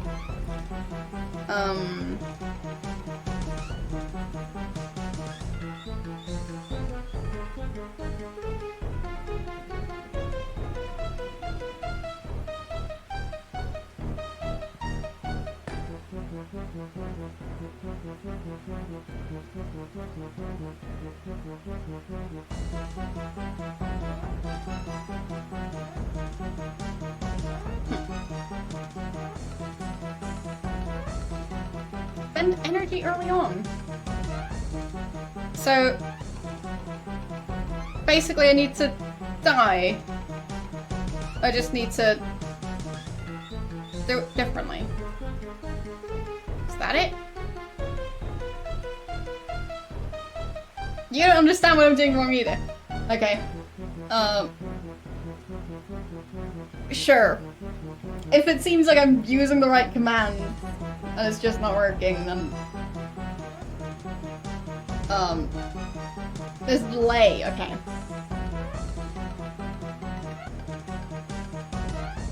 Kick, okay.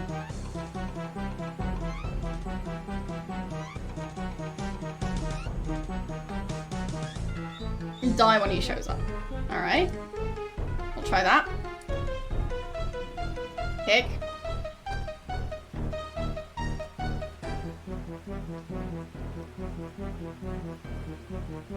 Kick again.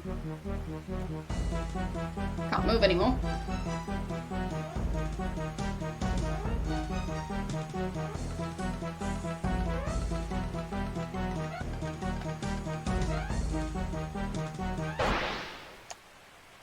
No.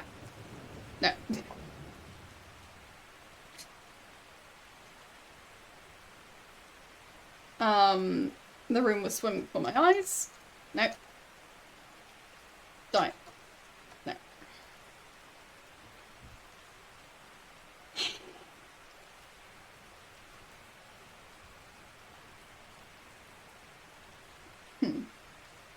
Save too late. I mean, I can try it again.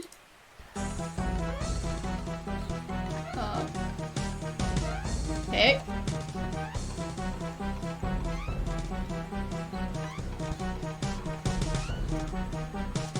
Oh, okay. Okay.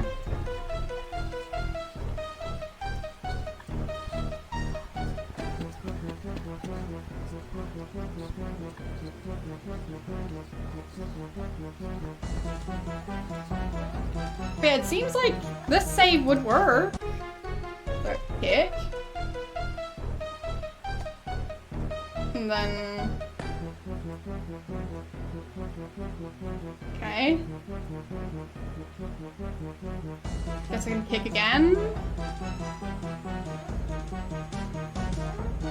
Okay. Maybe I just need to find the exact right time to type die.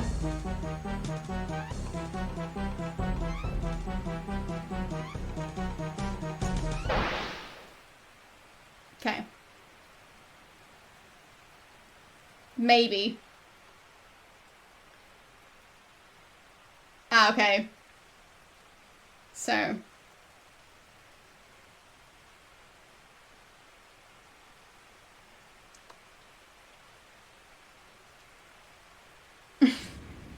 Maybe you don't have enough energy to die. I don't know. No. There. Die. No.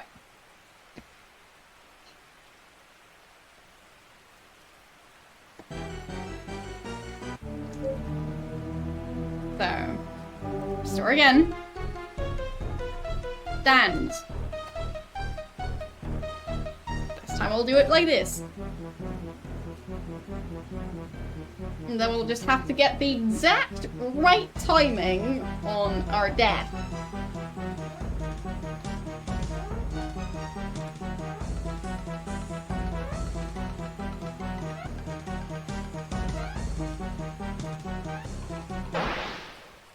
Okay. So, just trying to slow it down. There. Die.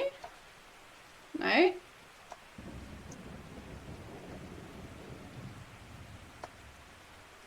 No. Die. No.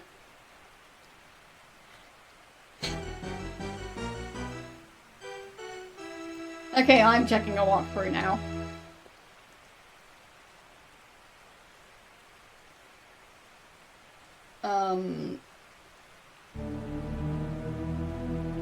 Okay.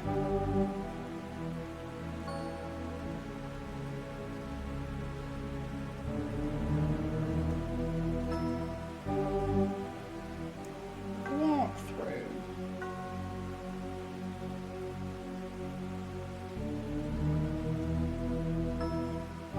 So...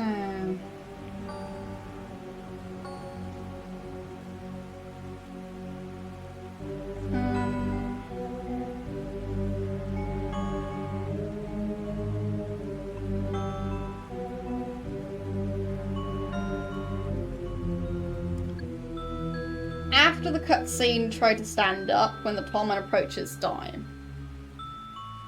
Okay. That's what this one says.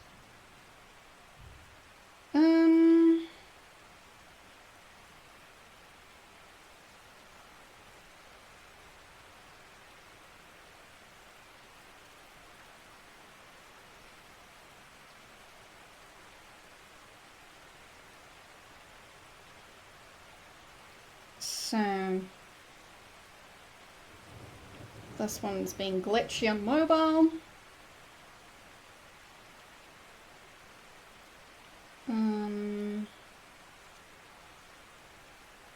Open door.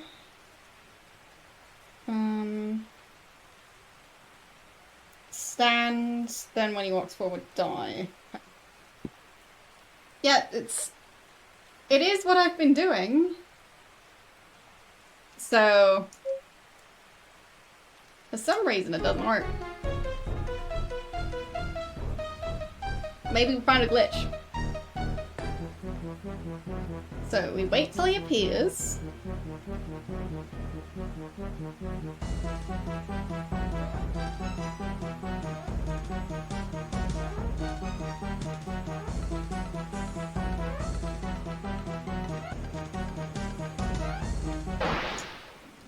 Stand.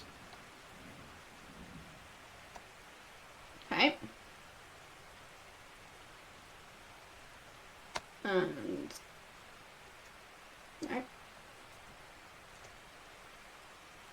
Doesn't work anymore. Fine. No. Yeah, the timing does seem very finicky.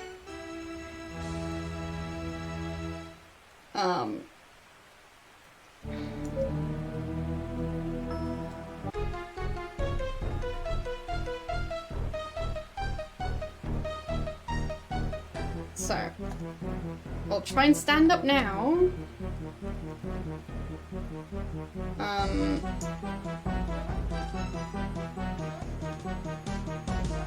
Oh, fine, so... Okay. Fine, so... Sure, we'll try that. We'll kick right at the start. So... Stand. There. Then we just sit back.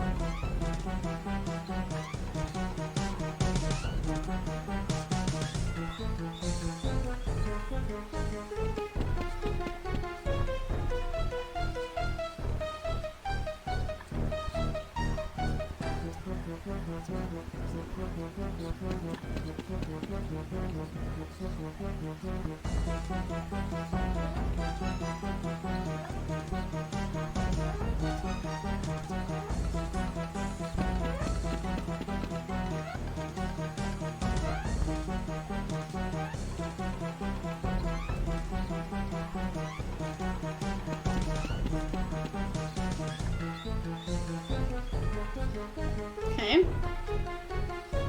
There! It was becoming harder and harder to breathe. The air rattled in and out of my lungs like a buzzsaw. Nice. Okay.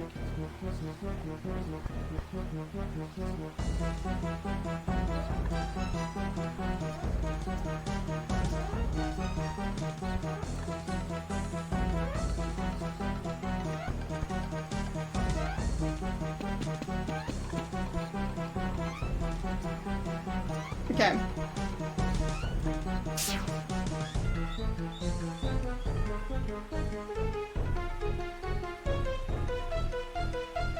There, my vision is clouding up around the edges, so... Okay.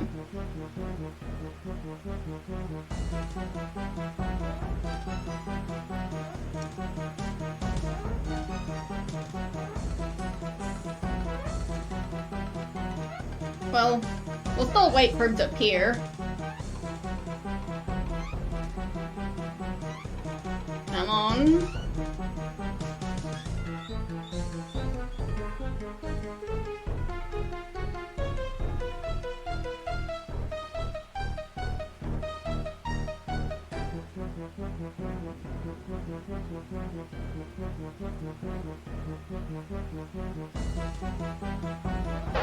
There.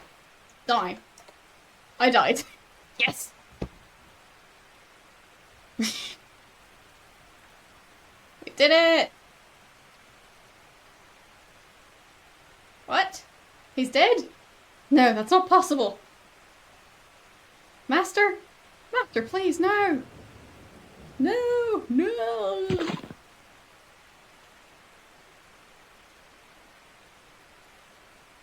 Trilby? Thank you for the 500 bits. Go back, Trilby. Leave me alone. I'm dead. Not yet. Not fully. Your mind and soul are drifting apart from your body. With enough power, there's still time to pull them back. But you must have the will to return. Forget it. I had enough. I did the assignments, I made myself useful, I lived up to the reputation Defoe Manor gave me. Today, I gave everything I could. And I still died. There's still work to be done. You have not yet completed your duty. I'm sick of duty. I'm sick of prophecy. Just let me sleep. Stronger men than you have tried to fight destiny. None succeeded. Past, present, and future are all different faces of the same die, and few can see them all at once. But I can, and the future demands that you live. Return now. I've marked the path. Please, just let it end. Pleading to me is useless. I am as much a prisoner of fate as you. The future, your actions are destined to bring about has already taken place. Without your part, I would not be here to restore your life. So you see, by my mere presence, your decision is already made. Who are you? A murderer and a madman. And a puppet of forces neither of us could possibly comprehend.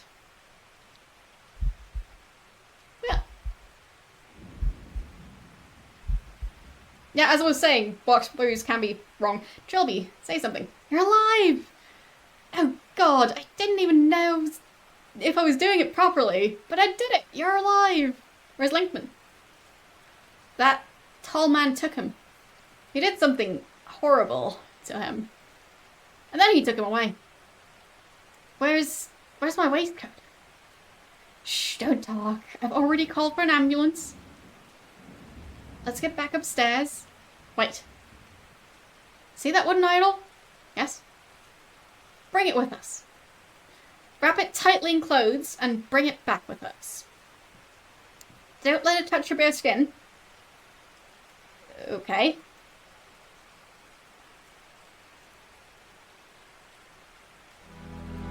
And now it sits across from me.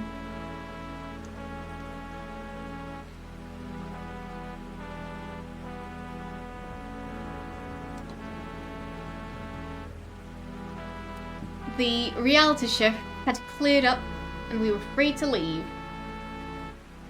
An STP cleanup crew arrived with the ambulance. Yes, exactly. No trace of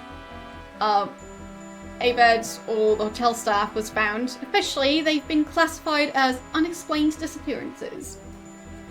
Lankman and the tall man seem to have vanished, which does not surprise me in the least. So, signed the Official Secrets Act, and last I heard is staying with her parents to recuperate. Which just leaves me to write up my notes, with the idol that haunts my dreams gazing at me from across my desk.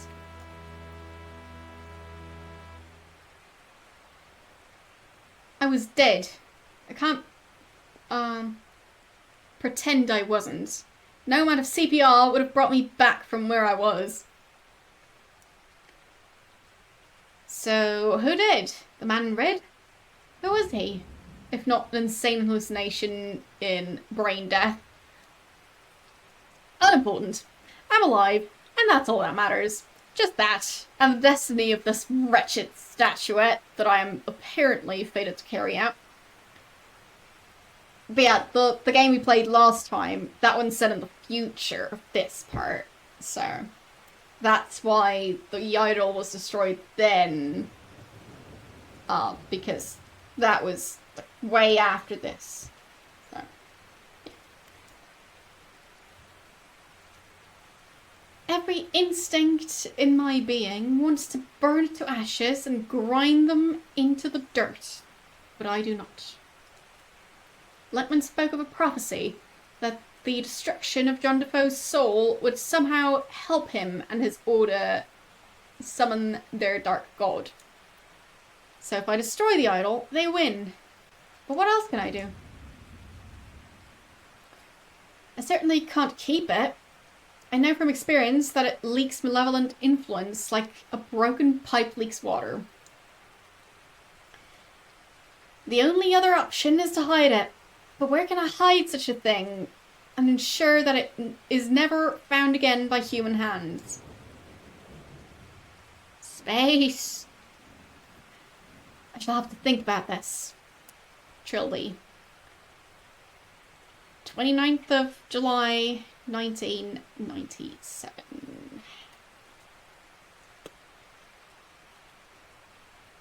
The end?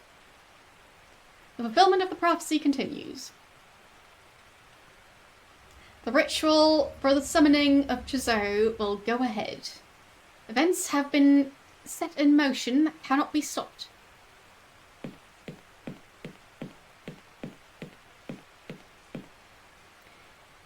We have the blood of the guide. Now we must wait. Wait and prepare.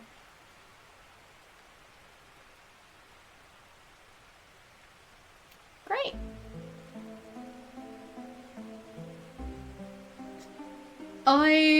At the time, there came a man from the land of technology, from this wisdom, great power and advance, yet blah blah blah blah blah. And on 20th day of the 7th month of the year, the arrogant man, blah blah blah blah blah, O king, I beseech you, for this land has become corrupt without your benevolent hand, and darkness seeks to envelop us all. I demand of you to cross the border between our lands and make things right, for my power is great and I have it in my power to control one even as great as you. And the king was rightly amused, for while the arrogant man's power was indeed great, blah blah blah blah, I will not submit myself, for firstly, my power is greater than yours, and not yours to command. Secondly, while my capabilities are many, it is impossible for me to enter the land of technology, for the border is dark and treacherous ocean that cannot will away. But I will do this for you, O arrogant man, for the bigness of your head, you're still small enough, blah blah blah. I shall rescue you from the darkness in the land of technology, and you shall live in my household. You will learn humility. As the king said it, so was it so. The arrogant man crossed the ocean. Now you must repay me for the slight of your arrogance. Blah, blah, blah, blah, blah. Okay. Yeah, good game until that last part. The king took the body and mind of the arrogant man and separated them from his soul and placed in a great tree of the land of technology. With the action you announced, now you're the tree, and the tree is you, and the wood is your soul, and with this gift of separation of your body, you shall not wither, blah blah, you're immortal now, you're welcome, even though you didn't want that. Should any man interfere with the tree, then they shall die, of course. And then he touched the arrogant man, filled his heart with love. The prince on the court bowed down and wept, apparently. Anyway, that was chapter 2, apparently. Blah blah blah blah blah blah blah blah blah. Trilby's nice. Oh boy. Sure was a lot of reading.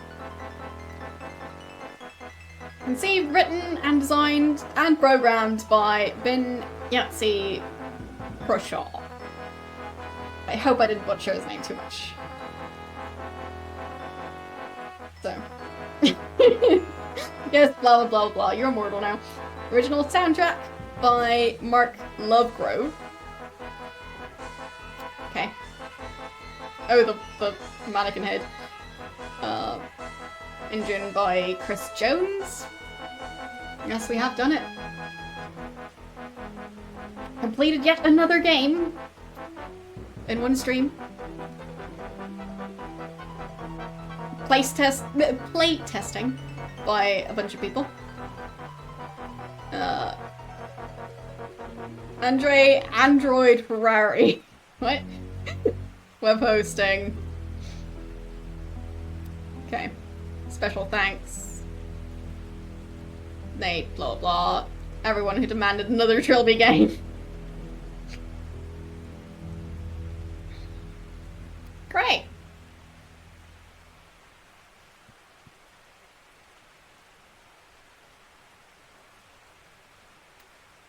Fully Ramblomatic Production. Yeah, that's the website.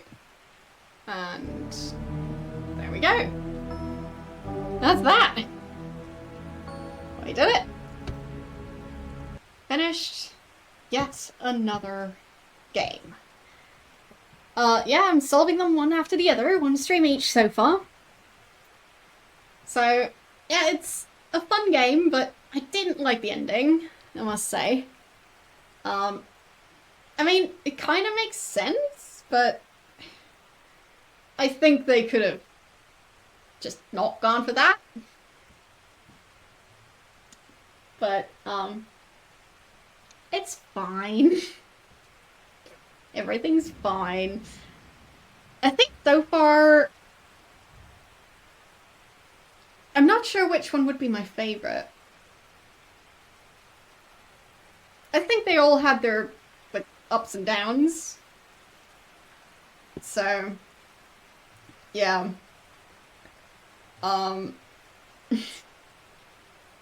Yeah, it's not the greatest way to have it end, but it's fine.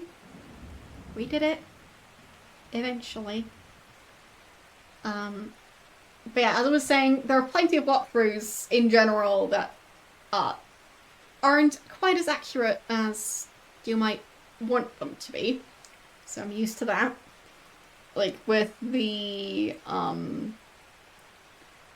Star Trek original series game that I was playing, for that one, the ending was just nothing even close to the walkthroughs, and I did eventually figure it out, I think, but anyway. Yeah, I did like the second one. I think the second one was my favorite. It felt very, like, fleshed out, I think. Now there's a fourth one. So, we're going to be playing the fourth game next Sunday, right before Halloween. So, that's that plan. But yeah. We're also most likely, well, I'll try and finish 11th Hour on Thursday. On Saturday, we're starting Mystery of the Druids. Not sure how that's gonna go.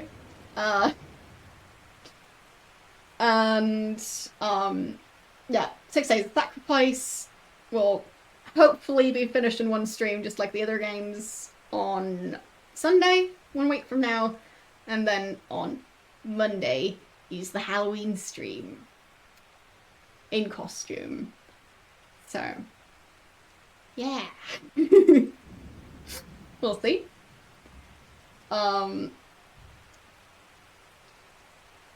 Yes. 6 Days of Sacrifice would be prequel to 7 Days a Skeptic, because when I first checked it, it said that 7 Days was the last one in the series, technically. So, yeah.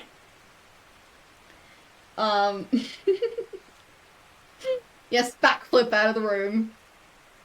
I mean, we saw backflipping out of the room yesterday, so wrong game, but close enough. Anyhow, that's the schedule. I'll be posting it on Discord and Twitter.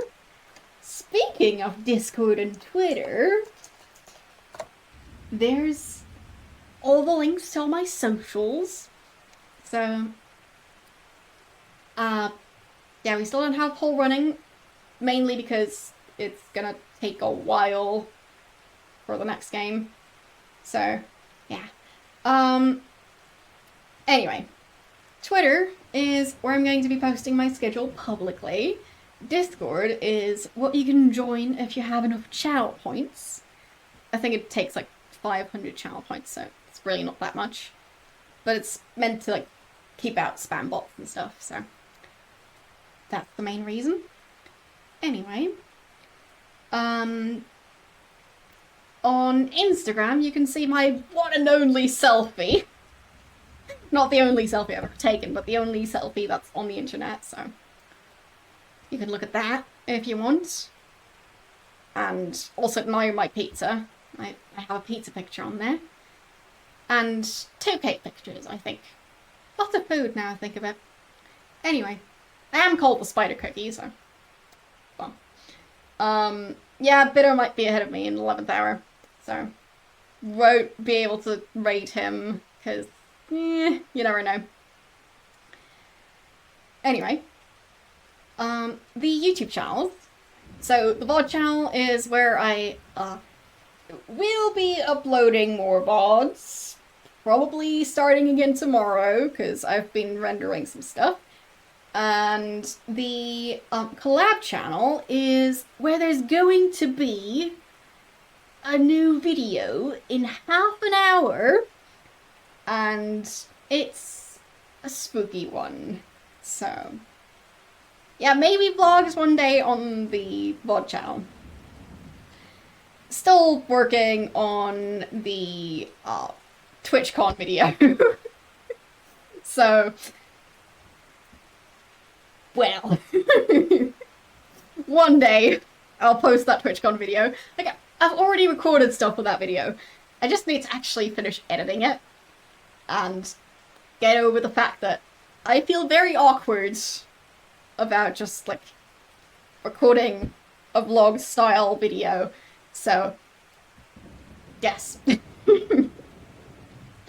If you want to, like, annoy me about posting that video, feel free to do so. Maybe it'll get me to actually make progress with that. So, there's that. And, yeah, let's see who we're going to raid. Do it. Thank you for trying to motivate me to finally get that video ready. Like, I've even started editing it. I just need to finish editing it. Not that difficult, technically, but yeah. I know it seems strange to be a streamer and feel super duper awkward about video editing in certain circumstances, but oh boy, do I have that issue. Yeah. Anyway, who are we going to raid? But yeah, Biddo is ahead of me in 11th hour, so we can't raid him. Just based on the thumbnail I can see, so. No, like, full-on spoilers, so everything's fine. But yeah, I'm very, very awkward if I try to just, like, sit down to record a video that's, like, scripted and stuff. Well, well, he didn't spoil anything. I'm just saying, looking at the thumbnail, it's not something I recognize, so we're not going to be able to rate him. Sure, we could raid Mitchell. It's been a while, so. Gabriel Knight 3, I think he's in the final area. I'll double check. Towards the end. But not, like, all the way at the end. So, sure. I'll raid him. And, yeah. As I was saying about the TwitchCon video, once that video is out, you can all enjoy the awkwardness that is me. So, thanks for watching. I'll see you guys on Thursday with 11th hour again. Bye!